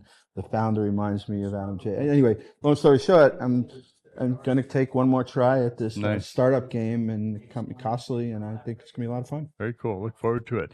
Damon, we know you from Rendeck, and yeah. I was one of the co-founders of Rendeck. Before that, we did kind of operational improvement consulting. We became DevOps consultants, kind of the origin story that intertwines with John going back to some of the precursors of the DevOps movement, like 2008, some of the early gatherings of people that were, along with Patrick's kind of one of his impetuses, if you ever show up if a dev and an ops person show up at the same conference, one of those people were in the wrong place. Yeah, right. Exactly. How crazy is that? Yeah. Right. That was natural back then. So we were sort of part of the earlier precursor movement. Somebody did the first DevOps days in the US and all that kind of stuff. But John and I worked together for years, and we did consulting together. And then Alex Honor and Greg Schuler and I, we founded Rundeck, doing runbook automation, which is really about creating self-service operations, right? How do you let people do what previously you have to escalate the experts to do? Which becomes, it's important enough in traditional operating models, becomes incredibly important in the you build it, you run it sort of cloud native, combined with the intersection of DevOps and SRE organizations. And we built that up pretty quick, and got bought by PagerDuty just about 2 years ago to really fill out the time flies. That's time flies. The automation side of things, right? So PagerDuty was great at letting you know there's a problem, but then where do you go and how do you go and do something about it, right? So we were bringing in the automation to help that happen. So now I've got a product portfolio strategy role there, looking to expand what PagerDuty does, from the signal detection and the AI ops through to the alerting and the schedules and the automation. But how do you apply that to really all this real-time critical work? It's not just incidents that you got to get people together and get the right context and, get things done. And so as the next generation, PagerDuty product line have been working. And then let's not forget that from those conversations we had early on, we created a podcast that is still not dead, called DevOps Cafe. And on a long hiatus. So you went on a long hiatus. We're like Seinfeld. And I think we were trying to set the record for the slowest podcast to get to 100 episodes. That's the plaque we're going to win. It's great. I mean, at its peak, we were getting 10,000 episode. People. Alan like smacks us around for your fearless Techstrong founder, right? Just smacks us around like, you guys got this thing. Why don't you do more of it? And we're like, it's not dead. When we have something to say, we do it. Then we try to schedule a third person, and then that's impossible. And the subtitles like, "What's the rush?" Get to 100 episodes. Cafe, it's still out there, and there's some incredible material over the years. Well, let's talk about the origin story. You guys go back together, right? Pre kind of 2010. And you've described to John as you both were kind of searching around for like, what is this and what's going on, and describe that. We were, there was this sort of kindred soul thing that was emerged. So we ran this thing called Barcamp BSM. It's before anybody really, to his point, like, how could we get Dev and Ops in the same room, right? That was like, and so we ran this thing in Austin, and And I just sent it out on the sort of interwebs, as you will. And not a lot of people showed up, maybe under 25, 30 people, but I'd never talked to Damon, and they flew in. Like these three guys fly in, him and Alex, his co-founder, fly in, and they're like, "Hey, we're here. Like this, we want to talk about this." And like that just like set us off for like a beautiful friendship, but also like right after get back, we both like had this kindred spirits. This idea that like this has got to be a. He had seen it from like working. I mean, in short, Alex had, I guess, at E-Trade had a dev and ops. Early the web scale systems management, and he had built the system that and they were trying to sell this incredible product, pre-Rundeck control tier, and I don't know, and then we get on the phone like a lot, and we just like have our conversations about like why this is, and then one day I was like, dude, we should be recording this, like, and then we started a podcast, and just over the years we've really tried to help shape this. We ran the first DevOps days and LinkedIn in the US, and for the first 3 or 4 years. Anyway, that's my version. Yeah, I mean, I think if you think about what it was, everyone was feeling that pressure of, because it's funny at a certain point, large like the Lisa conference, large systems. I think at one point it started, it was like 200 servers was large, right? And then it was like 1,000. Some of them were like 2,000. Like, whoa, that's a big infrastructure, right? It's funny. So back then it was just about how do you just scale things up, right? And then it sort of became this shift where scale was no longer the problem, right? We can, and you help, Luke Knies and infrastructures, Luke, and then Adam, Puppet founder. But yeah, all that really kind of helped with this idea that, in fact, Luke's whole speech for the first, I think, kind of year of his public life was, if you put a CD in a server, you should be fired, right? And everybody would clap. And so that idea was like, so we solved the scale problem. Then people realized, but wait a minute, the scale problem's not really the problem. That's table stakes. It's a throughput problem, right? How do you change this stuff, and how do you get a lot of people to work on it and do it in a high velocity kind of way? And everyone was butting up against that problem. And I think we all thought it was a deployment problem at first too, because deployment was like the flashpoint, right? It's where the rubber met the road. Yeah. And so everybody started to get together to talk about deployment. And that sort of, I think, was some of the subtext of early DevOps, was about deployment. Well, then culture, right? That like we I always think it was interesting, like, years later, I say me, but I think a lot of the other community, we didn't realize we were just mirroring Lean.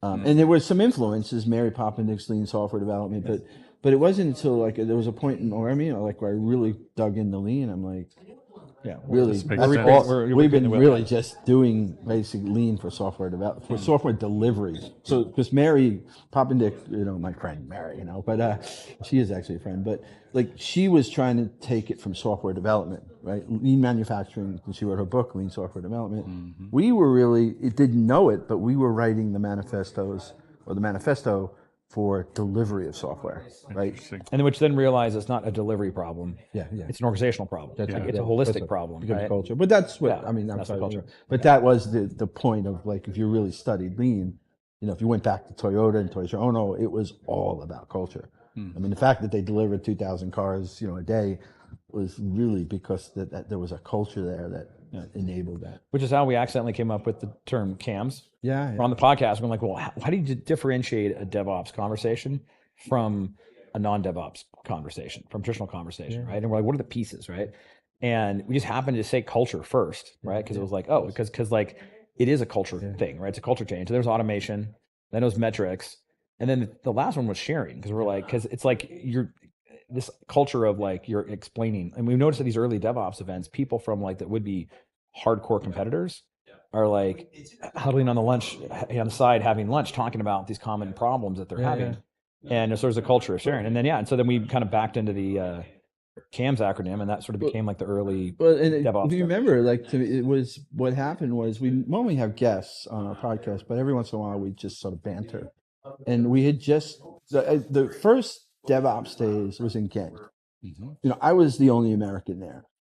We were, I think we were already doing DevOps Cafe, but if we weren't, we weren't doing DevOps Cafe. We were doing our conversations. We weren't doing. Well, we must have been. Well, no, we weren't. That's right. Because I think after that we started doing DevOps Cafe. But I remember coming back and calling Damon like, "Oh my God, I just experienced this insane. You tried to get me to go. You're like, you got to go, and I'm like, it's a lot of money. But when we came back, you helped orchestrate running it at LinkedIn. Yeah, we found LinkedIn. We were doing some work at LinkedIn, and then we had like 300. So it was like 50 people the first one. Now all of a sudden, like 6 or 7 months later, there's 300 people. And the next week we had a scheduled podcast, and we're like, let's just talk about what happened, and we, in fact, it was like, we didn't sit down and say, we're going to write the canonical taxonomy. We were just like, what was that? You're still understanding. Yeah. And we were literally on the podcast, building the, like, I think like it's sort of and we're like, that's an acronym, so I don't know if you remember, that's like, it was that podcast where we literally came to the conclusion, like there is a loose taxonomy here. Yeah. So. It's interesting. The interesting common thread between the camps and what you're talking about is it's storytelling, right? And it's not just one community of telling the story. It's the different perspective of ops and deployment, and dev and architecture, whatever it might be. Now having these conversations where we would have lunch separately. That's right. Right? That's the world you were trying to figure out how to. It was exactly what it was. And I think that's sort of how, and everybody resisted having a firm definition, right? Because it was the Agile to Scrum issue. Yeah. There's nothing wrong with Scrum, but it was like, it just became, this is Agile. So if you read the Agile manifesto, you think about Scrum, you can squint, you can kind of see the principles in there, but it's not the same thing. So it's like, because you have this hard, people allowed it to become this kind of hard definition. And the idea is, we realize that it's a much more, it's like lean, right? You can't. It's a total way of thinking and seeing your business that's sort of anti-functional silos and pro sort of flow of work. And whether you're working in what kind of business you're in, what kind of technology stack you're running, it's still the same problem. Now you see people in the full cloud native way of doing things. It's still the same problem. How do you run a high velocity, high throughput organization that is a full DevOps life cycle? And it was an accidental. We never set out to, like, people say, "Oh, you're the guys that created CAMs," but like, it wasn't like after that podcast we were like, "Okay, let's go tell everybody.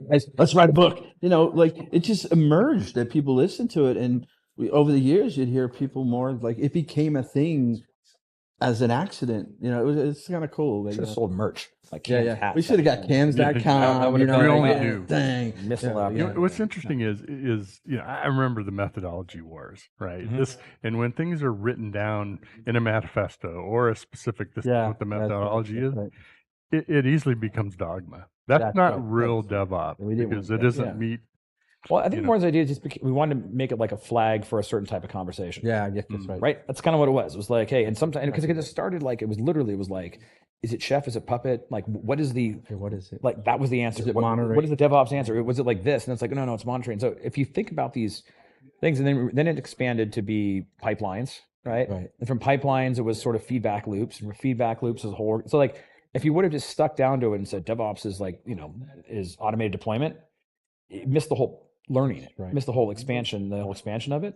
So I think that was the main thing people were trying to avoid by not having a hard definition, is like, it's a label. You don't want to limit it. Well, we just want to know we're on the same place having a related conversation, and we'll use like the DevOps moniker to know that. Yeah. I think that was the intention. Then I think some people looked at it as like, oh, you're purposely being obtuse or something like that. But it's funny because like I don't know if we want to go here, but all the conversations that are going on about like DevOps being dead and all that, but like, I go back to the original Adam Jacob definition, and he changed his over the years, but the original one still is the one that sticks for me. It's a professional, it's a cultural and professional movement. Full stop. It's a collaboration. He didn't say collaboration model, and to the point was, I think you're right. If we were to call it, or some people did just say, "Oh, DevOps is just continuous delivery," then like, no. Well, then what about all the sort of the culture and the collaboration and so it needed to. I think one of the things I credit Patrick DeBar. I didn't call him a benevolent dictator is wrong, because I think most decisions that were made by the people that drove DevOps was more like what would Patrick think if we did it this way? Like, we didn't call Patrick every time, but like, I think in the back of your head, it was like, he was a steward of this thing, and he never I always say the curse of the blessing and the curse of DevOps is the blessing is there was no canonical definition. Mm-hmm. The curse of DevOps is there was no canonical definition. So. And it's interesting because if you think about how the DevOps days is like the spiritual home of the DevOps movement, right? And I think it still is, and it's hysterical to think about it. It doesn't exist. There is no like DevOps Days Inc. It's just loose coupling of people who volunteer, but once they have this sort of philosophy that Patrick kind of laid out, everybody kind of sticks to that. It's self-policing, it's self-organizing.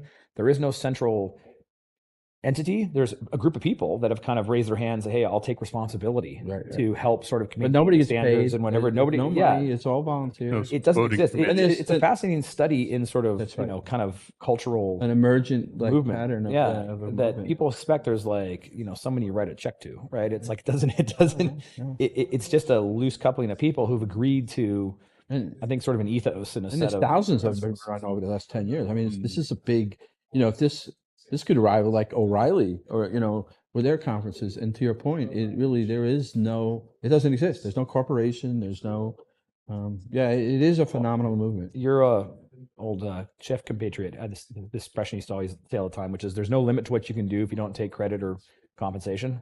Right. And I feel like that was kind of Patrick. Like he just wanted to see it work. And he never really tried to get a lot of credit for it. He never took ownership. Never tried to get rich off it. And, he's a very successful guy, anyways in life. But I think that just shows you like, that's that spirit in action. And that's why it doesn't die. Like a lot of other things, people in technology always want to move on to a new thing, but it keeps kind of reinvigorating itself. And now you have all these new people that are coming into this DevOps world, and it just keeps perpetuating. It's what lets it evolve and also reinvent itself, right?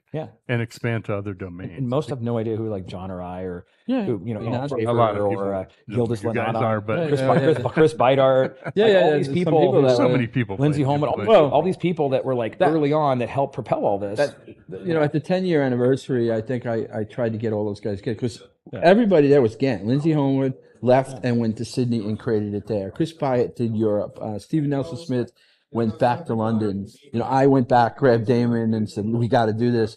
And just that 30 to 50 people who were in Ghent, it wasn't just that it was a great thing. The people left there with this, like when I called Damon, like, dude, we have to do this. But that's what Lindsay Homewood did in Australia. That's what Stephen Nelson Smith and a couple other people and Chris Byatt did in Europe. And like, the seeds just, and then Bridget took over for Patrick wanted to go back to being the startup world. Bridget kind of stepped in and helped be the coordinator of the main and then she's core group. She's handed it off to Matt Stratton. Matty. Well, we could spend a whole bunch more time talking about this. Let's sort of turn the time dial to today. And what's your assessment of DevOps today? Sometimes it's easy to look back and say, God, I don't like what it became, or it's so much bigger than what I thought. Here's what's funny. I think there's a lot of places where it became a job title and the role, and it sort of became like the new version of a release management kind of thing. But I feel like that's sort of being taken over by the platform engineering moniker, right? So that's the new kind of the new job title, the new like, if I make that my job, I'm going to get a raise and get more funding or whatever. So that's taken over that. But I think the word DevOps is sort of falling back into what it originally was meant at, which is a conversational label about how do we build and deliver and maintain, high velocity systems, right? And high quality systems, high velocity change. And so I think it's kind of going back into being sort of like a conversation label versus being I hope that's right, but I think there's, and I don't want to waste too, because I think there's much more interesting things to talk about than the debate right now. Is it SRE? Is it DevOps? Is it platform engineering? And that's just this like categorization of I say like the comparing DevOps to is it sort of DevOps or is it platform engineering is like is it Java or is it Jira? It's just it's not like they're not the same thing. And I hope you're right that after all this noise calms down, that we go back to the fundamentals of what DevOps are, which really is, all right, I'm gonna have to say Deming at least once, but like it goes back to sort of agile, it goes back to lean. Like if you look at DevOps, Agile and Lean had incredible influence on that, whether we knew it or not. And then you go back to Lean, it's Toyota and Toyota Production Systems. You go back to Toyota Production Systems, there's a gentleman, he's not the only one, there were some other influential people, but he goes to Japan after World War II and seeds what became the miracle in Japan, and all of that, just finished a book about the gentleman. Almost all of that is really about the humans. There's little pieces about like the technology part or the analytical statistics, and like that's brilliant stuff. But if you read the complete body of work of Deming and you see what Toyota like turned that into, it was all about understanding. Deming called it theory of psychology. It's understanding the motivation, the intrinsic versus extrinsic, the biases, just completely decoupling the psychology of how humans are different and how they can work. And I think it's interesting. And I see the two areas of this line of thinking is expanding to. One is, as John's talking about, there's the going deeper into sort of why, like how do organizations work, how do people work? So understanding, I guess, organizational psychology and physics and people assembling people to accomplish bigger tasks. There's deeper thinking going on in that area. And then I think the other area is it's going into new realms, right? So it's like, okay, well, we got to pull security into this, right? So the whole DevSecOps movement. There's the whole governance, which is near and dear to John's part, right? The governance side of things. Costly.com. No, sorry. Yeah. So I mean, it's like, yeah.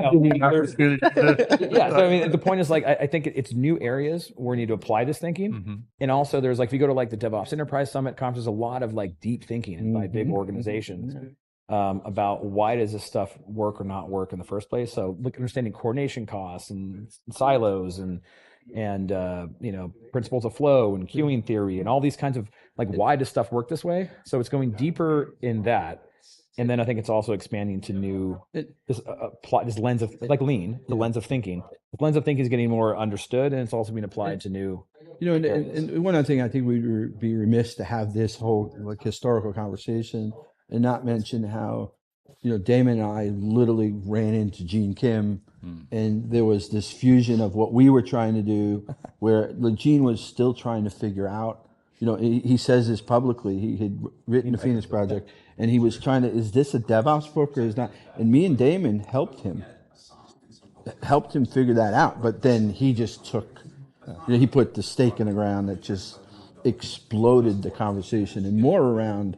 He's the guy who brings in Steven Spear and like these unbelievable people, these sort of boundary spanners. So anyway, so it's important. I don't see how we have. That's part of that deeper thinking. Yeah. So Steven Spear, one of the foremost, means at professor at MIT. He's got every MIT Sloan. He's got every Fortune 100 CEO on speed dial kind of folks. There was the Deming and not Deming, Decker and Cook and Woods and the folks that were safety sciences, right? Aircraft disasters, nuclear power plants, hospital emergency rooms, like real high consequence stuff coming into our domain. Our burnout friend, I'm drawing a blank. Christina Maslach, right? So that's the deeper side, right? Taking, those are people that have been ensconced for decades in how humans perform, how systems and humans interact with each other.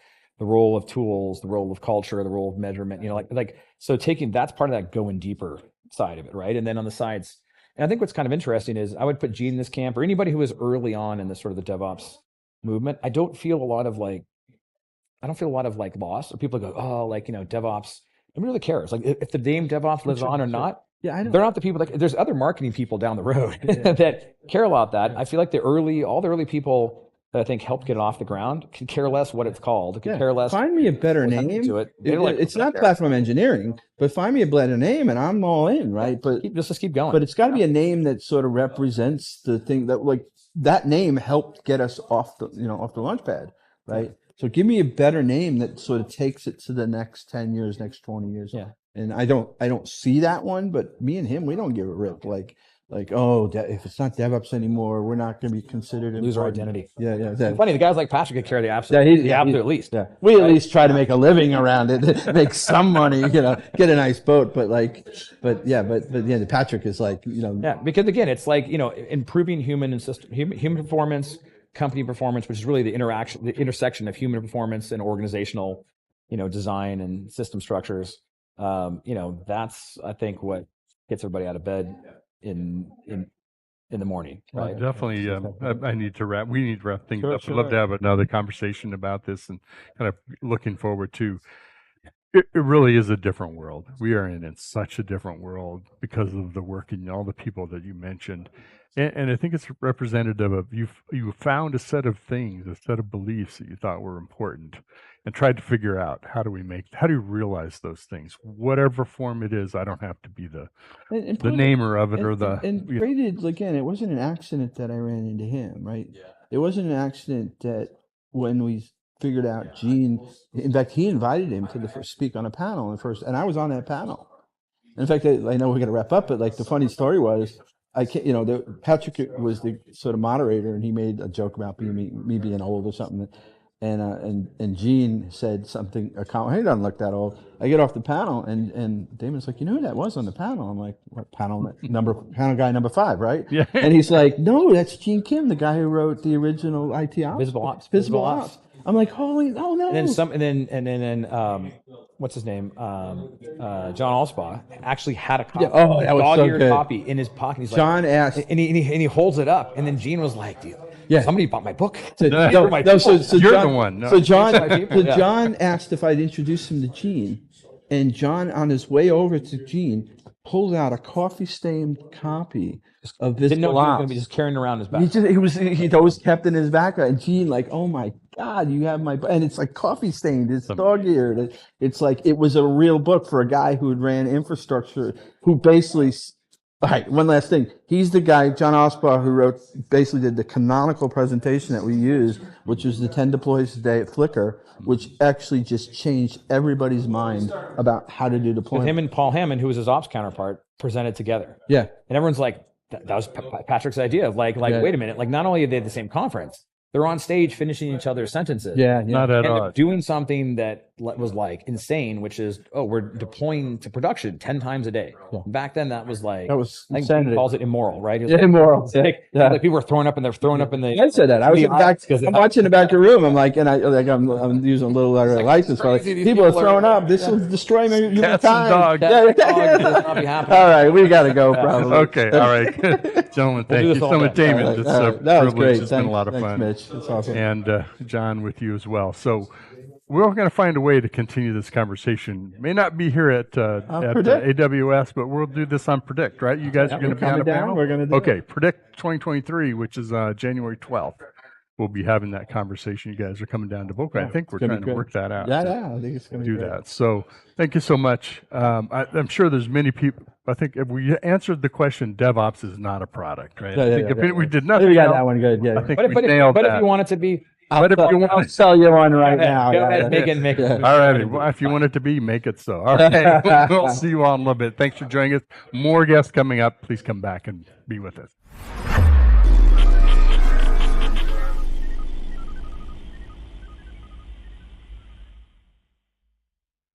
Cloud Native Now is the web's leading resource for the growing cloud native ecosystem. CloudNativeNow.com is your destination for news, thought leadership, features, and webinars on cloud native architecture, Kubernetes, serverless, cloud native application development, microservices, service mesh, cloud native security, and more. Stay on the cutting edge of modern application development at Cloud Native Now. This is Techstrong TV. Hi, this is Mike Rothman. Again, live from AWS reInvent. Well, not actually live, but, kind of, it's pseudo live at reInvent 2022 from the Techstrong TV studio here at the Win. I am here with Arjun from Precisely.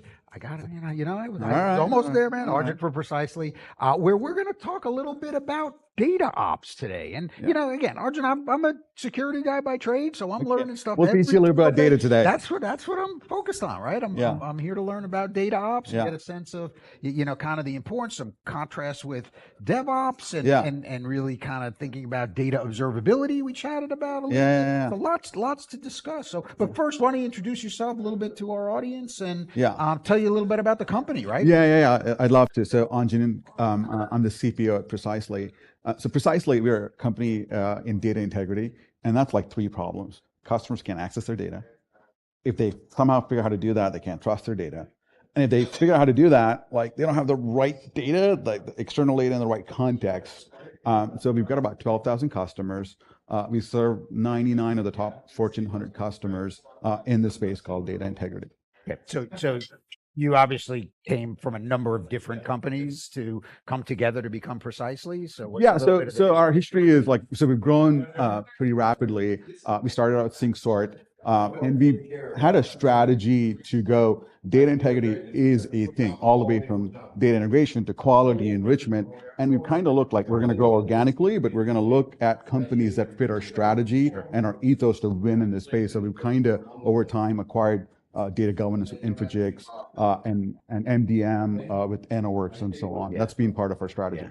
Okay, so if we can kind of just take a step back and get a sense of, kind of the full life cycle of data, right? Yeah. And we're here at AWS, right? So everybody's focused on S3 and EBS stuff. Let's do it. Yeah. The reality is data's kind of everywhere, right? And can be down at the endpoints, right, on specific devices, on specific servers, and associated with the kind of disks that are focused and connected or attached to those instances. And obviously we've got, kind of a variety of other, different object stores all over the place. So how do we first start to get our arms around, kind of where all this data is, how important it is to the organization, and really start to build a process around that? It's super important, right? Like I think you've got, like you pointed out, data is like everywhere. It's in silos, in multiple clouds. It's in like Azure, AWS. Even in AWS, like we heard in the keynote today, there's like 9 different databases.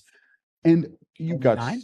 Well, 9, at least 9 important ones, right? You got structured, semi-structured.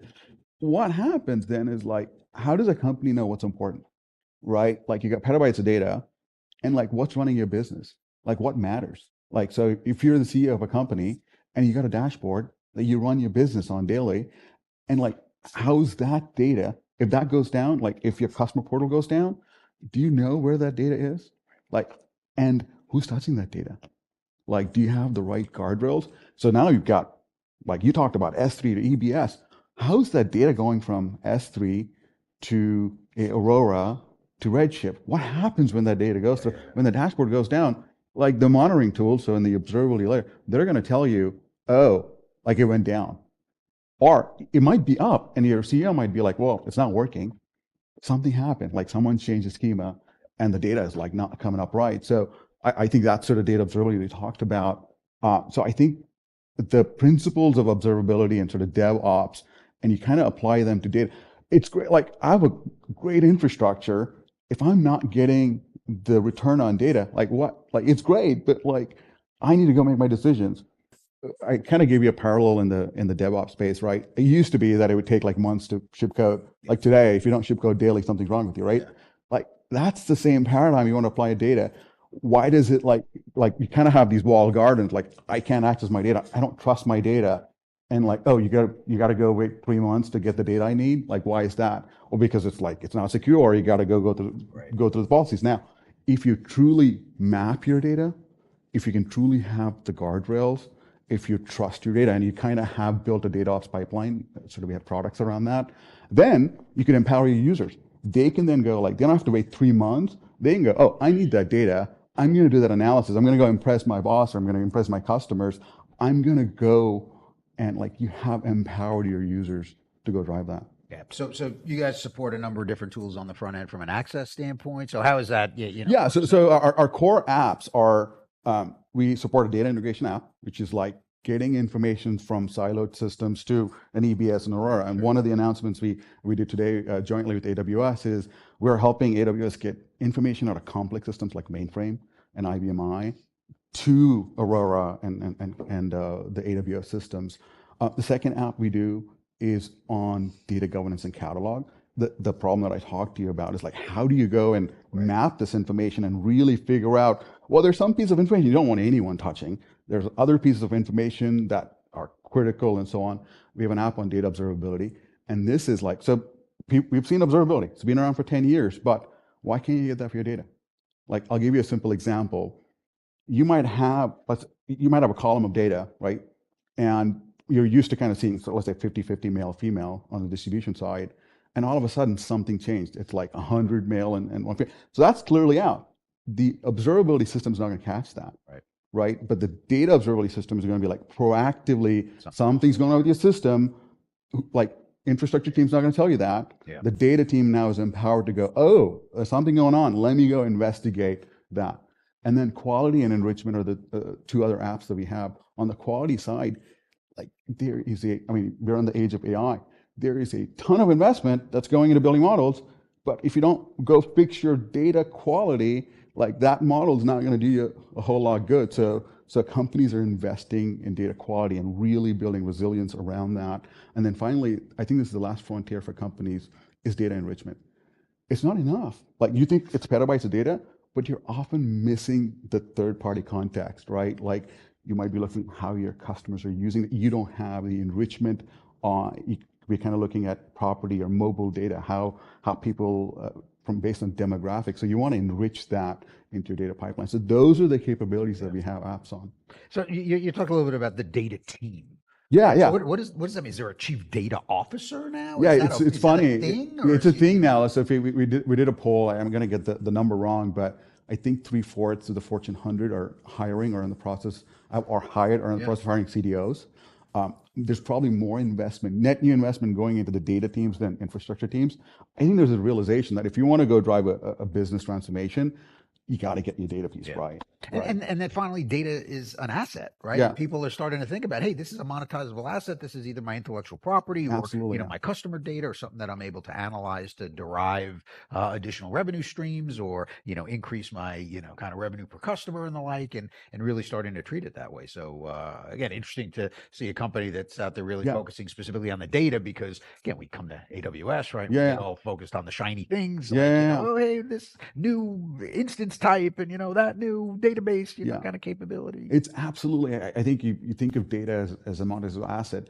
Data is also a massive competitive differentiator, right? You kind of look at the companies like like Netflix and like AWS, right? The companies that have done really well have great insights, are very reactive to data, and they've built that muscle, right? And that's it. Like if you don't do that, like you have the same amount of data. AWS is not generating new data to run their business. They have the same amount of data any other company does, or Netflix, or pick your company. But if you've invested in a data integrity infrastructure, a data ops infrastructure, then you're set up. Yeah, interesting. So, all right, so we talked about so you made the announcements with AWS here, and I know we're here at AWS, right? And I shouldn't really talk about this, but let's talk about multi-cloud, right? Yeah, so you guys let's do it. support, kind of data in other cloud platforms. What about on-prem? So is that all one consistent data infrastructure from the standpoint of what you let me tell you a little bit about our strategy here. So we're multi-cloud.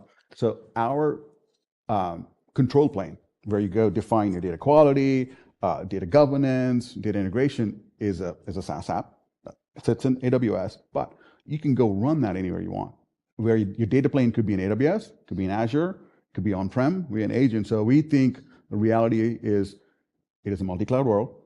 There's still a ton of data on-prem, but the customers are tired of, they don't want an on-prem solution. They want a SaaS solution with a SaaS control plane, but deployed where you want to. So, and I think that's the reality. There's still a ton of data in mainframes.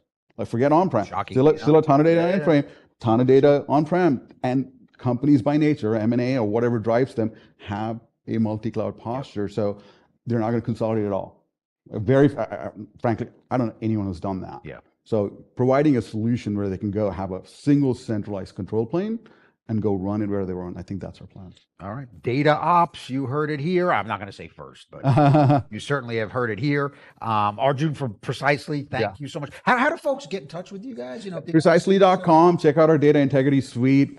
We've got demos there, and I'd love for you to check that out. All right. Well, hey, appreciate the time, man. You bet. Take care. All right. And thanks for seeing us here at Techstrong TV. We will be back with another interview, shortly.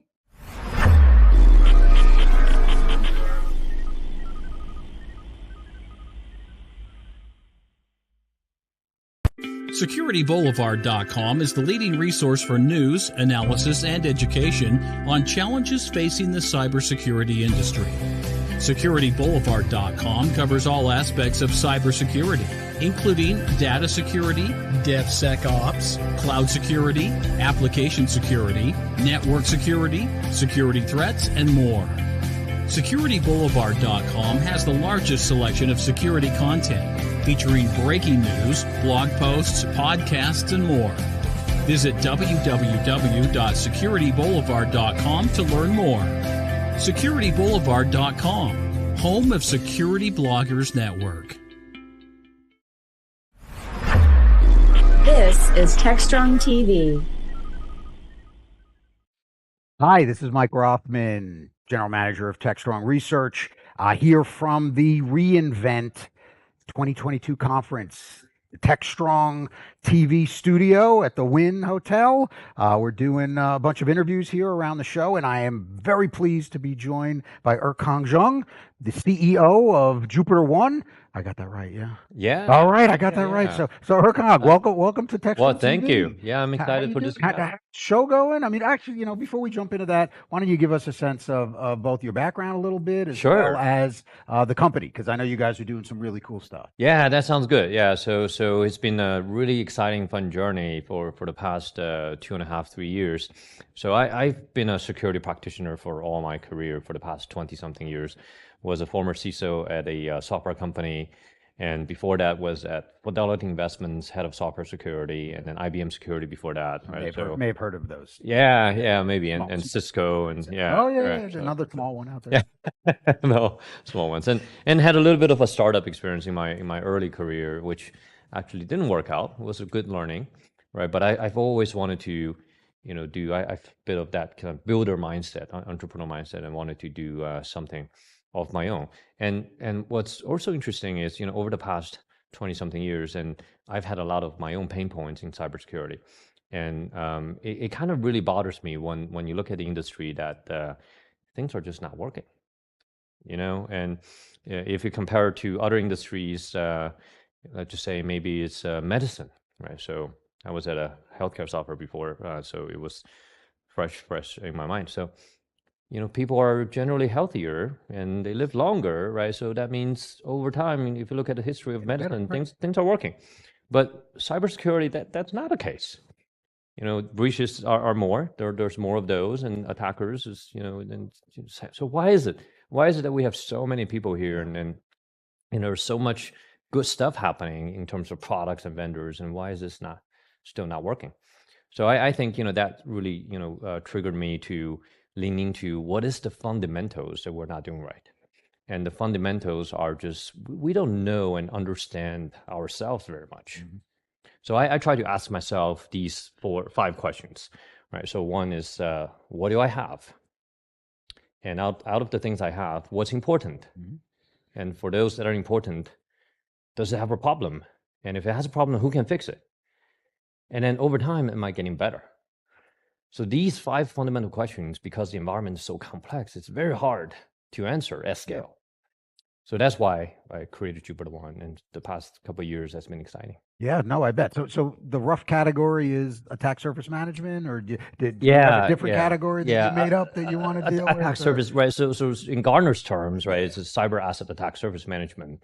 But I like to think in more just general, simple terms, right? It's asset visibility, asset management, or next generation CMDB, focus on relationships and contextual analysis. Yeah. So let's talk about that a little bit, because as we've seen over the last couple of years, things have gotten, I don't know, I'd say more complex, maybe a little bit, right? So now not only do we have all the data that, on a bunch of different devices, we've got mobile devices, we've got tablets, we've got other, kind of devices. And then we have all these cloud platforms, right? And clouds can be SaaS, they can be, kind of platform services like your Databricks and your Snowflakes, and you got infrastructure as a service. And obviously we're here at the AWS reInvent show. So everybody's all, hot and bothered about all the cool stuff that AWS is doing here and there. So how do you really kind of get your arms around all this stuff that's out there so that folks can, really get a sense of what their attack surface really looks like? That's a great question, right? So first, let's think about what attack surface really means, right? What asset really means. And, when people think about it, usually it's, IT asset or device or virtual machine or workload, right? So, something that has an IP address that you can reach. Right, but it's actually a lot more than that. Sure. Like, think about companies as a digital company, right? So every company is a digital company nowadays. then what is digital? It's almost everything and anything is digital. So from workloads to devices to users and identities and access control and access policies and code repositories, applications, SaaS products, and then endpoints and so on and so forth. So all of those things are assets. All of those things can be attack surface, right? And anything that has any value to the business can be attacked. And what's also interesting is we got to look at attack surface, not just at surface level, right? You have to look at attack path. Sure. Because all those things are connected. If they're not connected to the operations of a company, then why bother? Yeah. Why do you even have it? Right? So we have to look at this in a way that it is not a siloed. I'm only going to look at cloud. I'm going to look at code. I'm going to look at endpoints by themselves. It only goes so far if you look at those by themselves. Yep. So your second question was curious to me, right? Because, and that's obviously, is it important, right? Or how important is it? Yeah. And how do you gauge that, right? 'Cause, I mean, in my experience, and I've been doing security, probably for as long as you have, maybe a lot more gray hair, right? So maybe a little bit longer on that front. But it's always been, ask somebody what's important to them and they go, yeah, my stuff.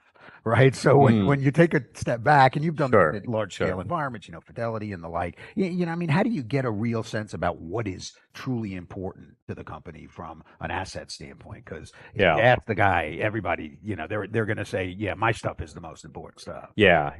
That's a great question. Right? It's very hard to answer. And there's a lot of business context that has to be applied. Right. So some of those are, technological concepts or attributes that you have to understand. And some of those are truly kind of business attributes that you have to understand about the assets.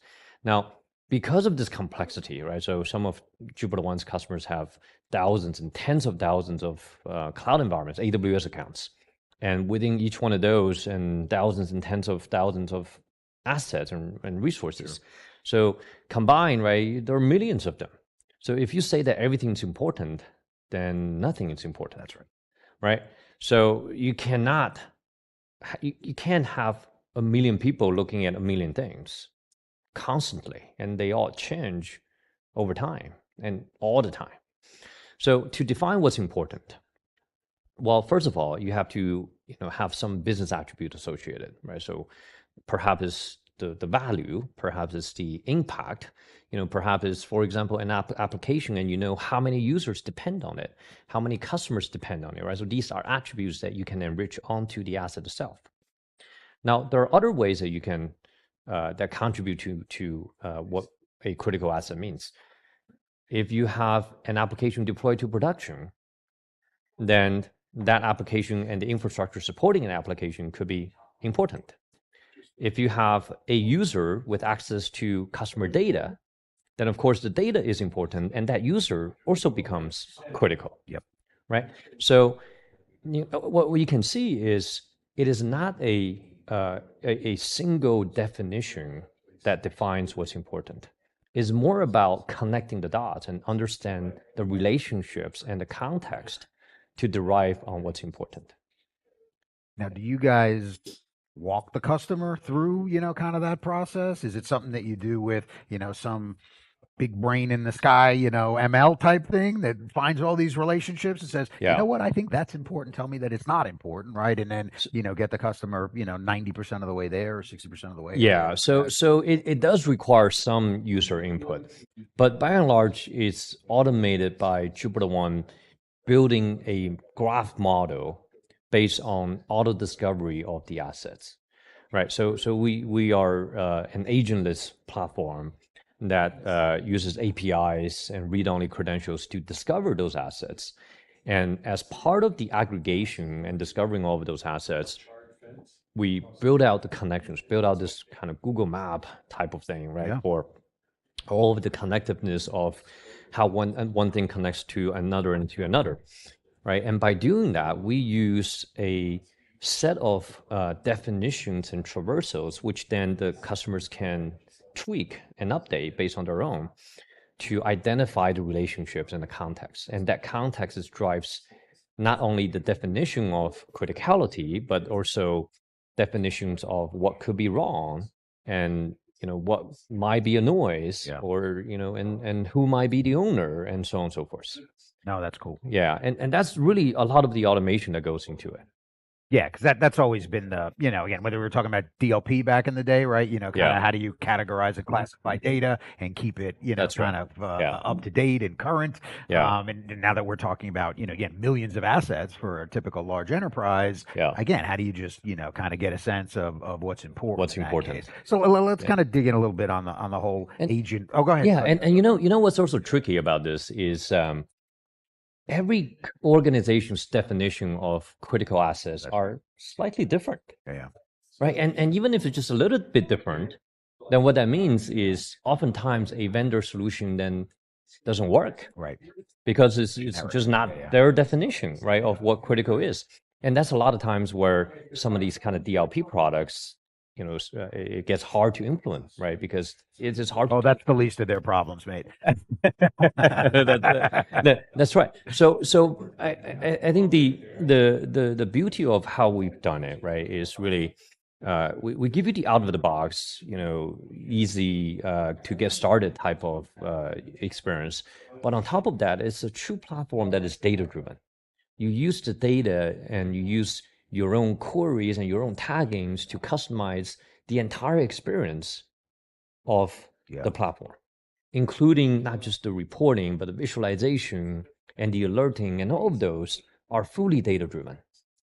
And I think that's the part that really people are missing, right? So it's something that can truly tailor to the unique nature of their business. That's right. And I think when you kind of really kind of take a step back and look at kind of the evolution of how we used to do, vuln management, right? Or just vuln scanning, right? And discovery from, hey, what are you going to do? Well, I'm going to, just kind of try to find all the IP addresses, maybe passive monitoring or anything like that. And we really didn't have a lot of the analytical horsepower engine that we have now in order to do a lot of that analytics. So it's one of these things that, again, whether it's your company or other, competitors in the, attack surface management space, a lot of this has been enabled by, kind of a lot of the cool technical stuff. Again, especially a lot of the stuff that we see here at AWS, right? I mean, do you have a data center? Do you guys have a data center? We do not. You don't, right? Yeah. And because why would you? You were a company started 5-6 years ago. Yeah. And, nobody gets up this morning and says, gosh, I really should build a data center today, right? I mean, that's right. You come and,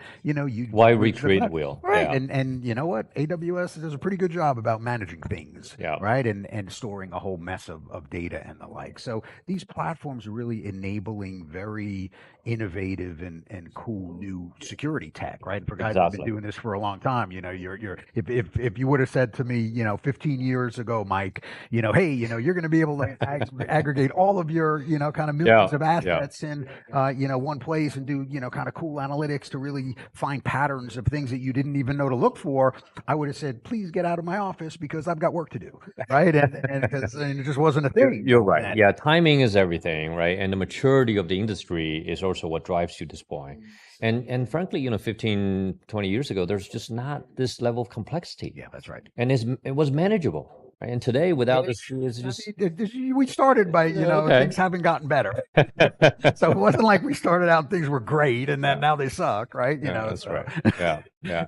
It's just gotten worse over time. But but that's why we exist, right? So new technologies like J1 exist because of that. It's funny. I wrote something on Security Boulevard last week, and it was kind of like my little ode to Thanksgiving, and everybody says, oh, we got to be thankful for this, and my statement was thanks for nothing, right? Because again, it's that same thing. Whereas we wake up every morning as a security person, and we're like, we feel like we're further from the shore. And it's like, man, I worked hard yesterday. I wrote a lot yesterday, and I look and I'm like further from the shore, right? That's right. That's right. That's the security ethos, which is kind of problematic when you're a security person. Exactly. Well, you mentioned a couple of things. I want to talk about those a little bit, right? So one is vulnerability management, and two is security people and maybe talents and skills, right? So vulnerability management is an interesting thing, and I think you would argue that any proactive security is vulnerability management.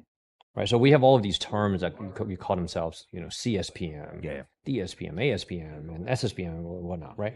At the end of the day, aren't those vulnerabilities, findings, misconfigurations should be a form of vulnerability, right? And I think, and again, it boils down to the way that you look at vulnerabilities. Are you looking at findings, or are you looking at assets or attack surface? Right? Which one matters the most? Why would you? I would argue, why would you care about the findings if you don't know what your assets and attack surface are? That's right.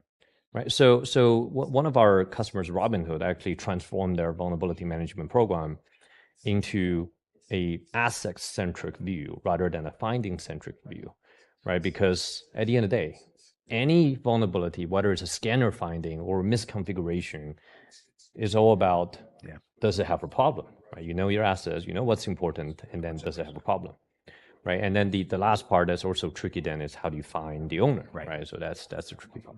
Right. Well, great question, right? So you know, again, here at AWS, one of the things that you can do fairly easily is tag all these assets, right? So That's do right. you find in your environment or your customers' environments that tagging is largely adopted? Is it for ownership? Is it for organizational unit? Is it for operational? Is it for criticality, right? I mean, there's a lot of stuff you can do from a tagging standpoint. What I found, right? Again, I've been doing this, 12, 13 years in the cloud at this point. Most folks have no idea what to do with tagging, right? They can do it, but they don't do it, and in a lot of cases, still they're as blind as they were, from day one. Yeah, I think that's an unfortunate reality, and I think this is what contributes to a lot of the garbage in, garbage out situation, right? When you do data analytics, right? So we highly recommend customers do tagging, right? So tagging can be how you classify data, and tagging can be who are the owners, or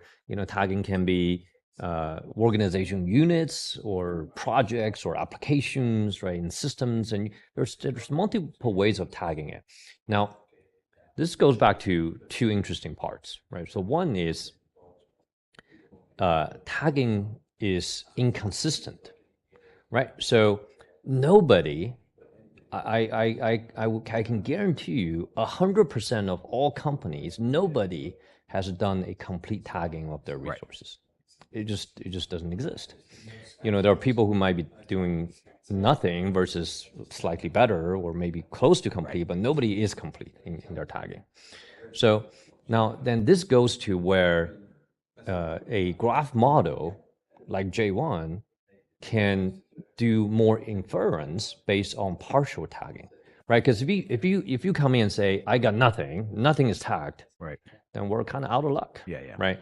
But if you have just a little bit of starting point, then we can walk the traverse of the graph to understand tagging from the hierarchy and the parent-child relationship and so on, right? So kind of infer what the right tag should be at whatever levels. And that's how we also define ownership, right? So let me give you an example, right? So if I have a production workload that is not tagged, and you say, who is the owner? Now, what we can do is we say, well, let's walk two paths, right? So path one is, what is the service that workload belongs to? Does the service has an owner?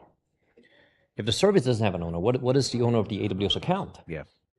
And you better be tagging at least at the account level, right? So who the account owner is, right? The account has a contact email, right? So this way we can at least determine what is the closest, right? So that's one path. The second path is, how is this provisioned? Because usually it's infrastructure as code, right? Is it CloudFormation? Is it Terraform? Yeah. Which code repository created this resource? Then does the code repo have an owner, right? If the code repo does not have an owner, then who are the latest pull requests? Who created the latest pull requests? Well, somebody has to create this pull request and make those changes.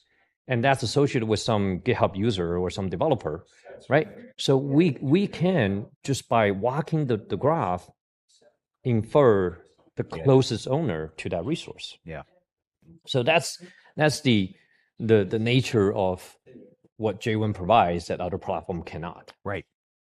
Right. And that's what and again, as we one, I think that's a great kind of overview of kind of some of the challenges and how you've addressed some of the challenges of historically figuring out what's happening. I don't want to neglect the fact that we are at AWS. I know you guys are announcing yes. Yeah, we relationship?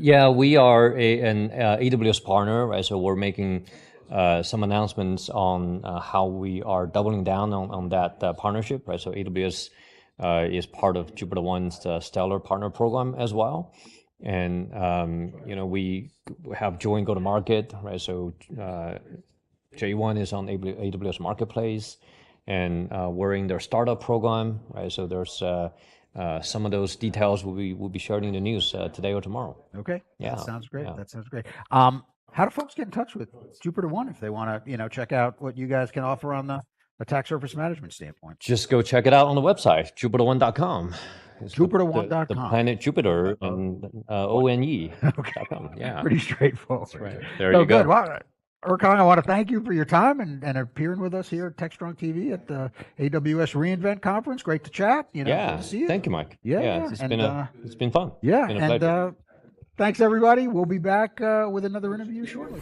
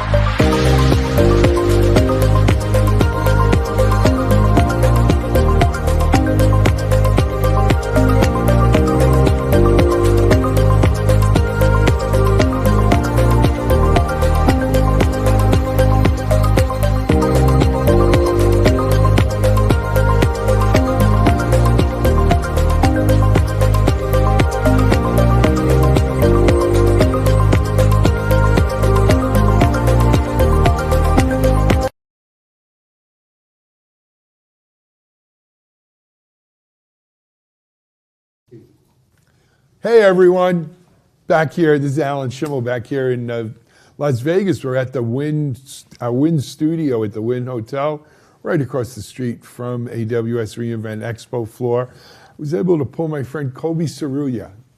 Did I get that right, Kobe? Yeah. Well, he wasn't really on the floor either. He's been in meetings since he got here. But he took some time out to come sit with us and talk a little bit. Kobe is the Chief Product Officer at Checkmarx, a company we follow for a long time. Kobe, first of all, welcome. Thanks for coming up. I know you're busy as heck, so I appreciate it. Thank you for having me here. No, it's a pleasure. Very much appreciated. Kobe, you've been on before, but I don't know if everyone remembers. Give us a little bit of your kind of background, your story as you became the Chief Product Officer at Checkmarx. Yeah, well, I've been with Checkmarx for more than 11 years now. For my first 7 years, I actually built the engineering in the field, meaning the entire group that deals with sales engineering, professional services, technical account management, as customer success. About a bit more than 4 years ago, our former CEO, Emmanuel Benzaken, he asked me to take over a product in order to build our next generation product, which is Checkmarx One, our cloud native platform for application security, and this is what I've done. Like I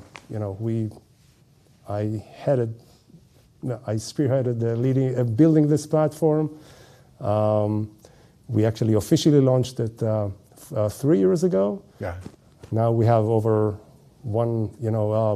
about half of our ARR actually lives on that platform. That's great. Just within 3 years, hundreds of customers, large customers, are using it. Utilization of the platform is skyrocketing. I think there's two things that says, though. Number one is you built a good product, right? Checkmarx builds. You're welcome. Checkmarx has good. When we talk about app dev and so forth, Checkmarx is a leader and has great product. Number two, though, is the cloud native market, right? The cloud native market has really, over the last 3-4 years, it is the stack now, right? It is the compute stack. If you're building something, they use this euphemism, modernizing applications. When they say modernizing applications, they mean, for the most part, microservices, cloud native architecture. Exactly. I describe it as a Lego. Yeah, that's exactly what it is. The former generations of apps where, you had your front end layer, your business logic, your database. Right now, it's a whole Lego. You have your proprietary code.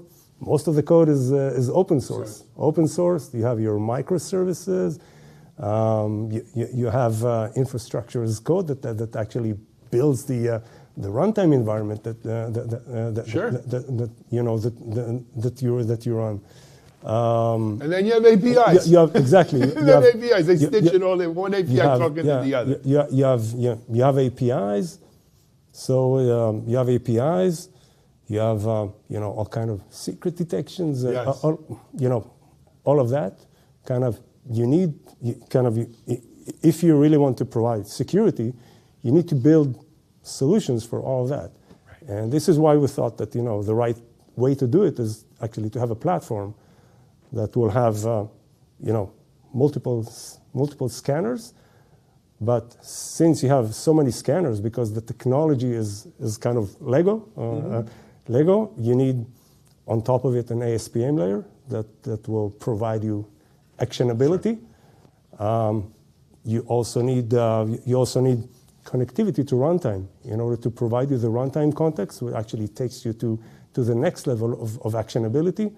Does it really run in runtime, or it just lies in my repo? In the dev place. Yeah, in the dev place. And of course, the entire developer experience. Today, our customers are the developers. And we built that so developers will feel comfortable and will have a very smooth and very good experience using the Checkmarx platform. You mentioned developers are your customer. You know, and look, I've been in. Developers are users. And users, not necessarily the users, customer. but they're very, very impactful users. Yes. Okay. They're also highly impacted by this, right? Because, you know, I started DevOps.com in March of 2014. So over 10 years, almost 11 years now. And, you know, shift left, shift as far left as you could go, right? And then I think what we've seen, again, in the last 3-4 years maybe, 2-3 years, is that a lot of companies made the mistake, especially security companies, not Checkmarx, but a lot of security companies, that they gave security tools to developers. And developers are not security people. You need developer tools for developers that help them build better secure, more secure code. Don't mistake them for the security professional. But some companies made that mistake, right? Exactly. So kind of, you know, when we started to build the CX1 platform, we actually realized that, you know, that because the burden of security was actually shifting to developers, and they are the most, as you said, impacted and impactful users, we need to provide them an experience. And the experience is speed, is actionability, and less noise, okay? Because you cannot waste your time, and also simplicity. Yeah. Okay? Simplicity. So kind of these are the pillars that we work by. This is why I mentioned code to cloud, the cloud integration runtime before. Why is it so important? We think that it's going to change the way application security is being done. Because if I can tell you, hey, deal with vulnerability X, Y, and Z. Why? Because they are the ones who really impact your runtime. Right. Okay? And kind of they're the ones who are actually open to the internet. So start with them. Okay? Yep. So I mean, but this is a lesson. Look, I started a company in 2001 called Still Secure. 2003, we came out with something called VAM, Vulnerability Access and Management. It was a scanner, not in runtime, in runtime only, not pre-deploy. It was the same thing then. We used to internally, we would call it the bad news generator. Because it was a bad news generator. We would scan your infrastructure and we give you, this is nothing, we give you something like a telephone. People don't know what a telephone book is anymore. But like a telephone book, you remember, yeah. A lot of people out here don't. But a telephone book full. And then, some poor guy there would have to go through and say, okay, well, this is a priority. This one's not really accessible. This one's not reachable. This is a Linux device. We don't have to worry about Windows stuff. This is a port that doesn't get you. There was all kinds of things that allowed people to say, hey, where can I get the biggest bang for my buck in terms of remediation, in terms of lowering my risk, which is what it's all about. So here comes the next thing. First of all, we're not only giving you the headache, meaning, as you said. Right, the bad news. So kind of, let's say, I give you the bad news. Start and work on vulnerability X, Y, and Z. Okay. Right. With AI, we're also helping developers to remediate. Okay. So we have either auto remediation. Right. Okay. Or guided remediation, because a lot of time developers don't like people to mess with their code. Yeah. So kind of we guide them. This is all done with AI. Okay. So we didn't have AI in 2003. It made it a lot harder. But that brings up this whole AI issue, right? And the role it's playing here. No pun, but it gets smarter every day, right? It's getting smarter every day, and as we train it better and everything else. If it follows other adoption curves that I've seen, there will come a time where developers are going to say, let the AI fix it, right? I'd rather, right now they're going slow because they don't have confidence. And maybe rightfully so. So kind of our AI strategy is actually built, again, on 3 pillars. One is detection. Right. Okay. Detection, we do that through integration with Copilot, integration with... So you're already integrating with Copilot? Yeah, with ChatGPT. We also have an engine of our own, which is called the Vorpal. We embed all of that into the IDE. Okay, so that's where it's at today. The IDE. This is kind of this is where it lives. So it helps you detect things like SCA hallucinations, bad practices of coding in real time within the IDE for your AI generated code. So kind of this is the detect pillar. Right. The second pillar is what I talked before, is remediation.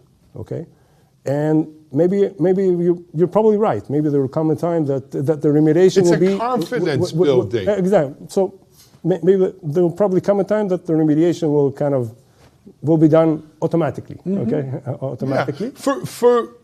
For the garden variety stuff, right? There'll be corner cases. There's always corner cases. And the third pillar is to secure your LLMs. Okay, which I think it's also one big issue that the market is only now starting to approach and build solutions for. We are already deep in the research work on how we secure LLMs, how we secure open source LLMs. I believe that just like people today, 80% of the code is not proprietary by open source. This what will happen to this also what will happen to LLMs. I think you're going to have sort of LLM marketplaces. Most probably, you already have these. You already have such companies that and you'll what they're doing.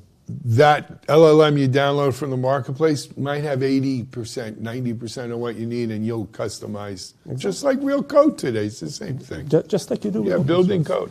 code. Just like you do with open source. This is why securing open source LLMs is probably going to become very, very big. I agree with you 100%. We are at AWS reInvent. I got to bring some AWS into this. Yeah. So they made some announcements also around AI and the Q developer tools, and they came out with their own AI, their own GPU silicon, and their own sort of chat GPT. I think it's called Nova Lite, Nova Pro. You mentioned working with Copilot. You're a partner at AWS. Are you working with the Q tools yet, or the AWS? Yeah, we're working on integration with Q tools. Also working on integration with Bedrock. Yeah, with Bedrock, these are kind of the two AI pillars that we're working on with AWS. Okay. We have a very close relationship, and the outcome will probably be seen sooner than later. Before RSA in the end of April. Yeah. Okay. Yeah. I'm gonna press the button. You'll press the button on that. I want to bring up another area though that I think is important, and at the part of the learning of developers not being security pros has been the emergence of what we call platform engineering. Yeah. Right? So if we can give the developers a better house, a better environment to work in that already has some security rules in it, that already has sort of guardrails in it, it allows them to go faster. And again, not have to worry about certain things. They just worry about their code. How does Checkmarx view that whole... I mean, a lot of people say, we call it platform engineering when it's really ops, right? And it is and it isn't, right? It is. There's a lot of the old ops stuff is in there, but how do you guys look at platform engineering? We think that it will become a domain. Yeah. Okay. This is what we think of it. And you know us for a long time. Yeah. We're the first one who were integrated into pipelines, into IDEs, Sure. and also into the what before it was called the DevOps. Yeah, it was DevOps, not DevSecOps. DevSecOps. And So SecOps. I see it as the kind of the next step of the DevSecOps, and I think that if we'll be able to provide solutions that will be part of that. Okay, that will be part of that, and kind of will give the you said guardrails Right. for security, either in the DevOps part of the platform engineering, and also with the also with the direct tools that developers use, like IDEs and stuff like that. I mentioned Vorpal before, which is kind of an engine that provide you real-time feedback on your on best practice of security. I love it. I think that this is where it goes, and these are the solutions that we are building. Excellent. At the end of the day, we live there. Absolutely. We You live- know when I know it'll be real? When you come here and tell me developers and platform engineers are our users. Yeah. Oh, okay. Yeah. well, That's when I know it's real, right? Yeah. But I agree. Right now, platform engineering is something that people start to talk about. Yeah. We have to see kind of how catchy it will be in reality in the market, but we are building tools for it. You have to. You have to. We are building. I mean, tools. I will tell you, we launched, I guess it was last month, platformengineering.com, our site on platform engineering. Because, I've been doing this a little while, and I watch these things. I watch, because you don't want to miss the boat, but you don't want to be too early. But, my good friend Luca Galante runs platformengineering.org, the community. They got 300,000 people in the community there. When I go to KubeCon, I don't know if you were out in Salt Lake City recently for KubeCon a couple weeks ago, maybe a month ago. No, I wasn't. A lot of talk around platform engineering. I think this is, as you said, this is becoming a domain. And Absolutely. now is the time, I think, to kind of, not a land grab, but put your flag down. Stay, claim your No stake. doubt, as I told you, you see that kind of. Yeah. But I think AI will have its. I think what we're going to see is AI is going to bring all DevOps, DevSecOps, platform engineering, SRE, traditional security pros. AI is like shortening the distance between all of them. Of course, also observability. Yeah. Also observability of Yeah, cloud observability platforms, as well. Yeah. and how you fix issues once you identify something in your observability. We run cloud platforms, so kind of we are eating your own dog food with it. Yeah, exactly. you see for yourself. Exactly. Absolutely. What else exciting from Checkmarks? I know we probably overtime, but what else do we got? What else do we got? We released a supply chain security model just last month, which actually includes, first of all, secret detection. Yeah, I mentioned earlier, yes. Secret detection, and also repo health. Oh, so what exactly is that? Meaning we look at your repo, the code and open source, and mainly open sources that are in there. And based on our knowledge, and we have a huge database of open source packages, not only kind of the standard vulnerabilities, but also malicious, and also based on info that kind of we track the contributors themselves. Sure. We can kind of provide you a grade of your. What about your overall health? So it doesn't make a difference how many different repos I'm pulling from. You're just looking at all of that. And we also we're also working hard on our DAS solution. Zap is now powered by Checkmarks. Yes. The core team of Zap is actually Employees of Checkmarx. So kind of we're impacting we're impacting there.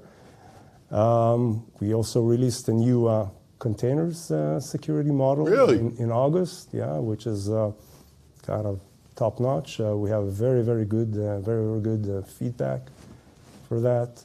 We have our integration with Wiz, which is making a lot of noise and getting a lot of traction. Also with Sysdig, that's the runtime. Yeah, I know. So both companies we cover a lot. Yeah, that we have, and we are, as I said before, we're working very hard on improving the developer experience and user experience of the platform. We're getting good feedback for that. For that as well, mainly on the simplicity side. So sure. Kind of, well, and we need that. And AI will change it every day. And AI. Yeah. We talk about AI all the time. Yeah. You ask me. What else is new besides that? That's the other stuff. It just sucks the oxygen out of every conversation. No doubt. Anyway, Kobe, thanks for stopping up. It's always a pleasure, my friend, to see you. Thank you. Checkmarx, CheckMarx.com. Exactly. Go check them out. We're live here in Vegas at AWS reInvent.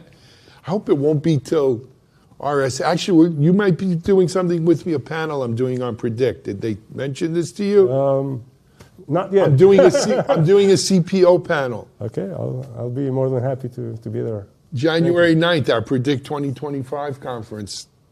Kobe will be there. We've got David DeSanto, the CPO from GitLab, and a few others. Well, I'll talk to you about it. Great. All right, we're live at AWS reInvent. We'll be back in a little bit. This is Alan Schimmel. Until then, stay tuned.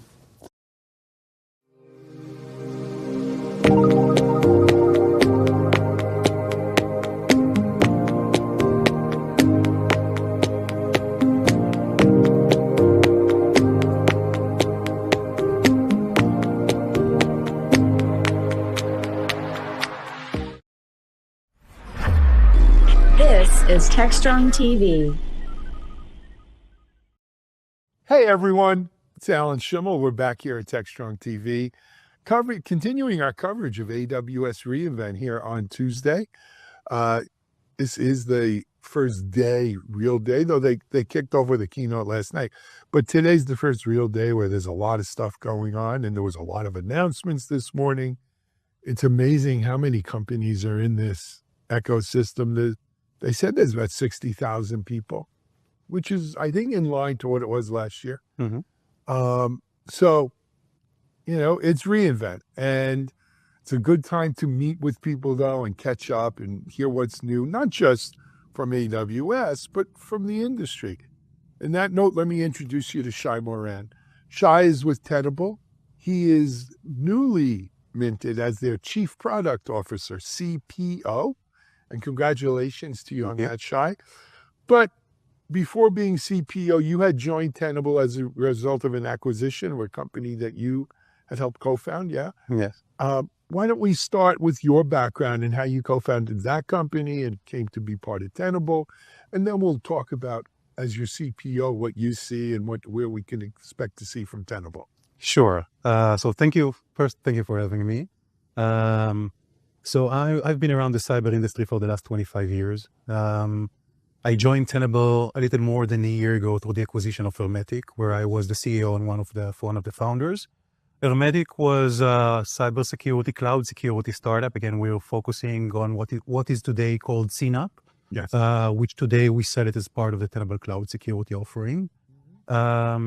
And before that, I would say I'm in the cybersecurity space. I would say mostly founding startups, leading startups. And for the last 4 or 5 months, the CPO of Tenable. Congratulations again on that. I'm also in cybersecurity about 25, 30 years. As a matter of fact, I remember when Tenable started, right? Yeah. Who knew back then? It was Nessus, basically, right? And right. That we'd be talking about things like CNAPP and cloud security and AI and all of these things that are out there now. But, Tenable has done an amazing job of staying current with the state of technology, with the state of security. and making offerings that make sense for today's environment. And today's environment, make no mistake, is very different, right? This show is kind of proof of that. Right.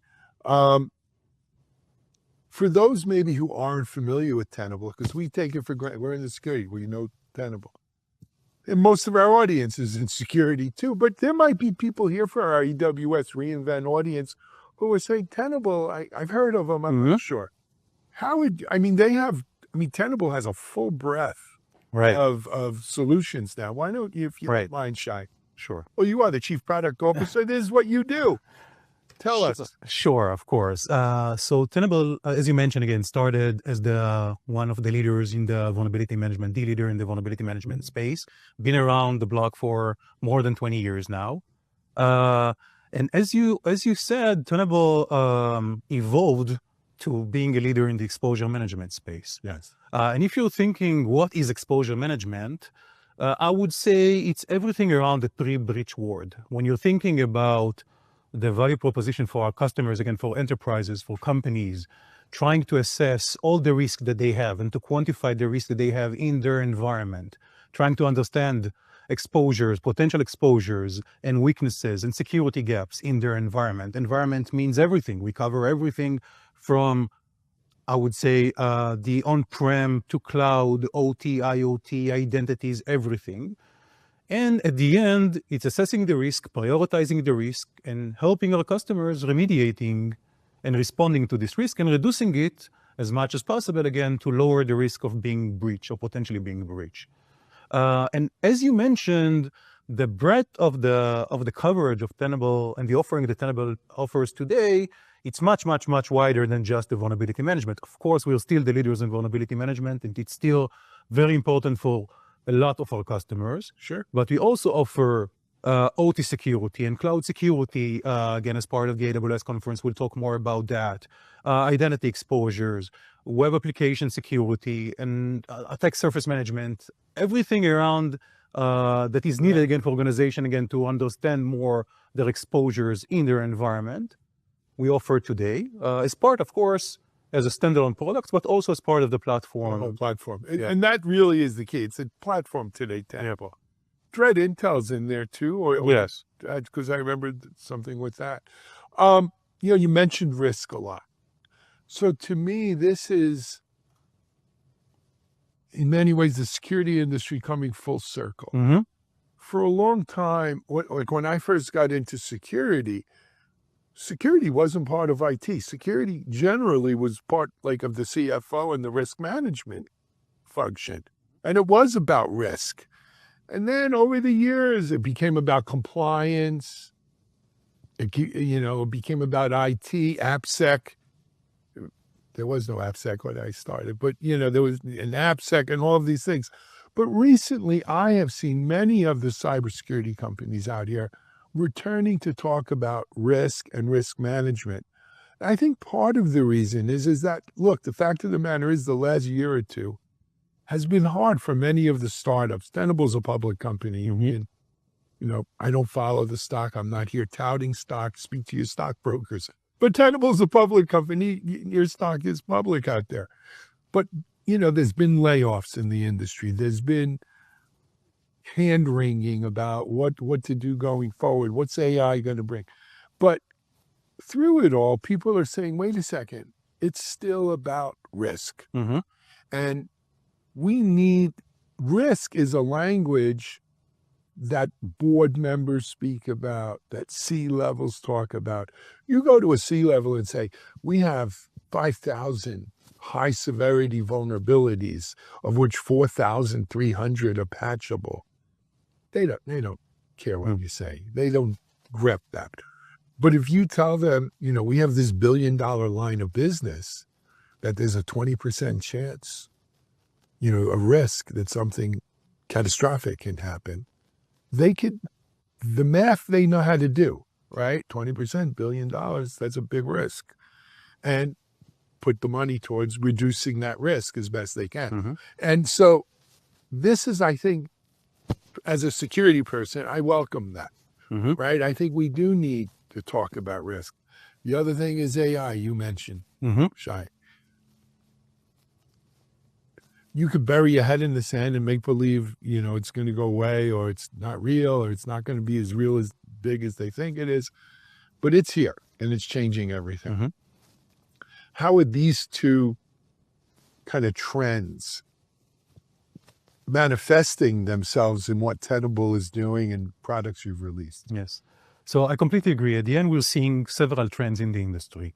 One is we understand today, or enterprises, executives, board members understand that at the end, a major or potential major business risk is cyber. Again, cyber is being considered as one of the business risks that we need to manage. We need to understand, we need to quantify, we need to assess, and we need to understand at the end how we reduce it in, I would say, risk management way, meaning if it's something that is high risk, of course, we want to invest more in order to reduce the risk.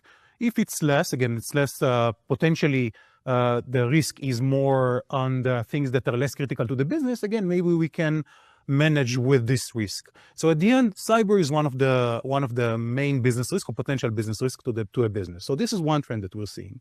Another trend that we're seeing in the industry is consolidation. Again, if you're thinking about it, of course, everyone wants to reduce the cost. So it's also on consolidating and reducing the cost of ownership.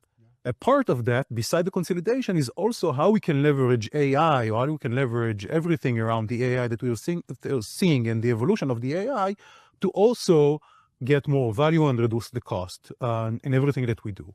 So at the end, these are the two trends that we're seeing.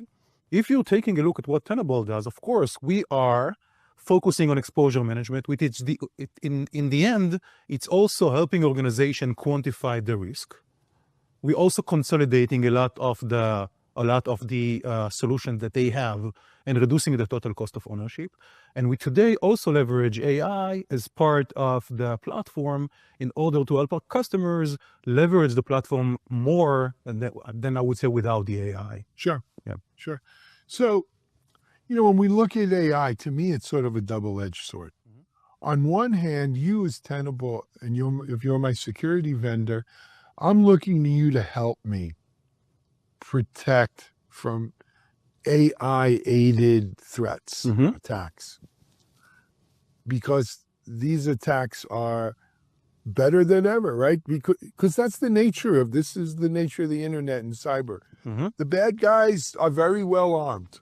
They're very well financed. They're not dumb.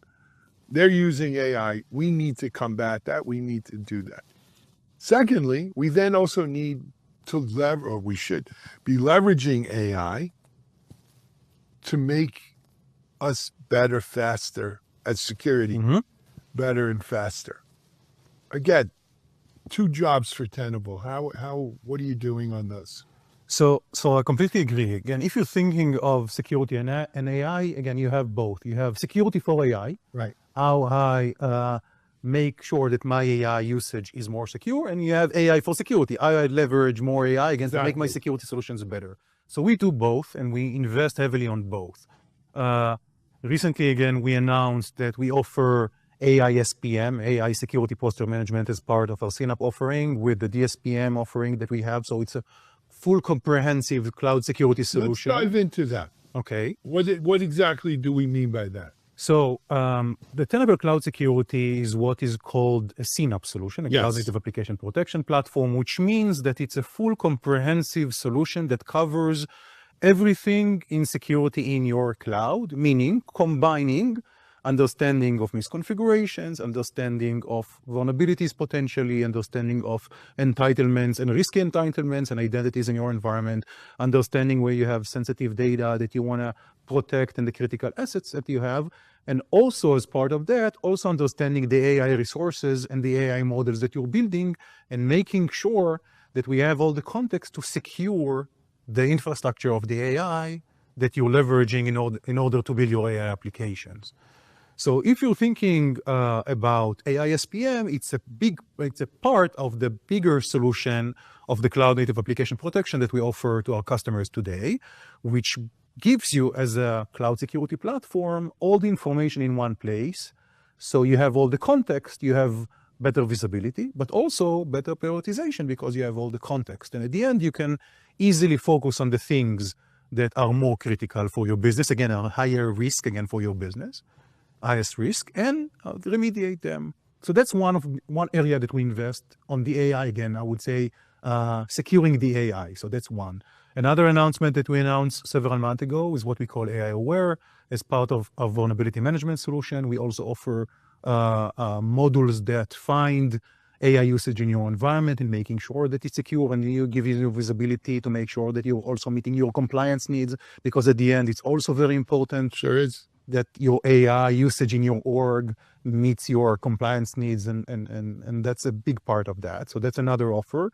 And we'll continue to invest in security for AI, again, making your AI usage and investment in your organization more secure. So that's one area. And the second, as we mentioned, is AI for security. Of course, we want to leverage as much as we can the Gen AI evolution that we're seeing in a lot of great application, great potential usage, in order to make our security solutions better. So, of course, as part of our platform today, we also offer AI as part of that to make the platform smarter and to make the usage of the platform easier. So that's a big part of also where we're investing heavily. So we'll continue to invest in both areas because it makes sense. Again, this is one of the biggest innovations in our generation. And of course, we want to continue to leverage that as much as possible. So another thing, I have a great seat where I sit. I don't have to worry about making products, selling products, satisfying customers. I just let you talk about it, right? And I just ask questions, but I get a good view. One of the things we're seeing is agentic AI. So we're almost generative AI, Gen AI, last year's news, next year's news, agentic AI. We're making these agents, smart agents, AI agents that are going to do these things for us. So we don't even have to type it or talk it into a chat bot. We set our agents loose. All of us will have an army of agents doing 4 kinds of things for us. We'll need an agent to manage our agents. Is that something you could see Tenable utilizing, leveraging soon? So at the end, every innovation that we'll see in the industry, Tenable will leverage in order to make our products better, to make the life of our customer easier, to help them leverage and to be more secure. So of course, this is something that is still we're still in the process of developing and seeing again where it goes, if it's a promise or something that we'll see more and more and more. But at the end, Tenable will leverage everything around AI to make the life of our customers better and easier. Agreed. And more secure, of course. Now, managing those agents securely and making sure agents, again, that's part of securing your AI, securing for your AI, not using your AI. Yeah. And that'll be, I imagine, part of the mission as well. If you don't mind, Shai, I want to turn to reInvent here. So it's only been a day, I know, and you've been in meetings most of the day, but what's your take? So first, I would say it's an amazing conference, probably one of the biggest out there. I'm not sure if this year is bigger than last year again. It's about the same. To me, it takes me back to the pre-COVID world, I would say, in terms of the numbers, which is great. Yeah. A lot of announcement, a lot of vendors here, a lot of partners, a lot of customers, which of course gives you the ability to meet everyone in the same place, which is great. And for us, of course, for Tenable, it's also a great place that to make sure that we're meeting our partners and meeting our customers and working with them and making sure that we can do it in person, I would say, especially in a world that a lot of the people are still working globally and remotely. It's an opportunity for us to meet everyone. Okay, good stuff. We spoke before we got online. We were talking about RSA. Tenable, of course, will be there again this year. As we look at, RSA is the end of April, beginning of May. As we look into the second half of the year, it's hard. No one has a crystal ball. I get it. But do you see anything beyond AI? Because we all have like AI in front of our face and we can't see beyond it. But beyond the AI, what else do you see as not game changers, but things you need to be watching? Political, nation state kind of activity, or something else that you think might, we need to be aware of? So I would say in general, if you're thinking about the world, of course, there are some instabilities, of course, in the world today. Say the least. To say the least, I agree. And we're not sure how the future will look like, I would say. So of course, you need to watch that and to see, again, what's the implications also on the technology side and on the cyber side. Of course, instability also creates potentially cyber risk, of course. So that's also something that we're seeing. If you're thinking of more on the technology side, the cyber industry is evolving all the time. You're seeing so many new startups, you're seeing so many new technologies, leveraging all the potential evolution and revolution in what we're seeing in technology, like the AI and the new AI agents and the Gen AI and everything that we're seeing in the last few years. I would say in our space, exposure management is still something that there is a lot of innovation happening there. How to make sure that we consolidate everything, how to make sure that it's so easy to use and understand and prioritize risk based on everything that you have in your org. Yeah. This is still I would say, a market that is happening right now and is with a lot evolving it's evolving all the time with a lot of innovation. I imagine in the next 4 or 5 months, we'll have so many announcements until then to share more about our exposure management, to share more about our cloud security solution.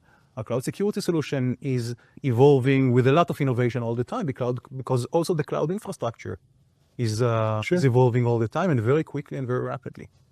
So one of the things that we saw maybe at the last RSA and after that over the summer was that, well, number one, a lot of companies were saying we could do more with less. We leverage AI, we'll do more with less. Secondly was, you know what, for the last 5 years, 7 years, 8 years, our security, our cyber budgets keep going up, up, up. But we don't necessarily see the ROI. We don't feel any less risk. Is a good way of looking at it. And we're getting tired of increasing cyber budgets and no decrease in risk. At what point do you think that's changed, number one? Number two, what can we do to really give, not the security people, because I think if you ask security people, they'll tell you we're probably more secure now than we were 3 years ago, 4 years ago, 7 years ago. But the board level, the C level, the non-security folks, what can we show them that says, hey, it's worth putting more money into cyber because you don't have a choice, really. You have to. And we are lowering the risk. That's got to be a big part of your job. Right. So I would take us maybe to the beginning of our conversation. At the end, I agree with you. There is some kind maybe of trend or feeling that maybe we're not more secured, but we actually are, of course, we are way more secured. And we're also seeing the consolidation as part of the reducing the cost. Again, at the end, people want more ROI. So we're seeing a lot of pressure to consolidate, to make sure that we're giving more ROI from everything that we do. Of course, with AI, we're doing it more. But at the end, what we need to do is we need to make sure that we understand that cyber risk is part of how you manage your business. It's business risk. And the things that I feel like there is a lot of evolution right now is how we communicate this risk again to the board, to the executives. We're seeing a lot of this happening more in the last few years. And it's a big part of our task as security vendors to make sure that the CISO or the security team can communicate the right way, again, the risk, communicate the risk to the management, to the executive, to the board, and at the end, make being able to have a good discussion, and that at the end, you can prioritize based on risk and based on things that will help you manage your business better. To me, that is the most important part of being a CISO's job, is translating security talk to risk in a business level talk that these people understand. And that's the only way you're going to get budget. That's the only way you're going to get the go-ahead for new programs and new ways of looking at things, unless you wait till you get hacked. And then all of a sudden, it's an open checkbook, right? Yeah, we got to fix it. But it's interesting times we live in. Right. Talk to our audience, Shia, we'll close out. I want you to explain to them, if they want to stay on top of their risk, stay on top of security. I mean, it's easy to say, buy all the Tenable products. But beyond that, what advice would you give them? So at the end, security is a platform play. You want to understand that the siloed, I would say, view that we used to have, which with every small niche getting a separate product, will never solve or reduce the risk as much as we need. At the end, there are security gaps. There are gaps between the standalone products, the siloed views that we used to have. And we're seeing the evolution of the industry to focus more on the exposure management platform. So at the end, this is what we believe in Tenable. This is what I believe, that this is the way to reduce your risk as much as possible, to understand and to quantify your risk as much as possible, to leverage the platform, to make sure that everything is integrated and you see everything in one place with all the context and prioritize based on that. Fantastic. Shai, we kept you longer than we think we were going to, but it was a good discussion. So it was worth it. I apologize. Hopefully we'll see you before RSA. If not in person, maybe on Techstrong TV. Keep up the great work. Congratulations again on the CPO role. Thank you very much. I'm sure you'll do great there. They need you. Thank you. Check out Tenable. It's Tenable.com. It's no more TenableSecurity.com, right? It's Tenable.com. I'm old. But anyway, we hope you enjoyed this discussion. We have more AWS reInvent coming at you today, tomorrow, Thursday, all the way through. So stay tuned here, watching us on Techstrong TV. We have more content that's going to come on right now. But until then, this is Alan Schimmel. We're live here in Las Vegas. Thanks for joining.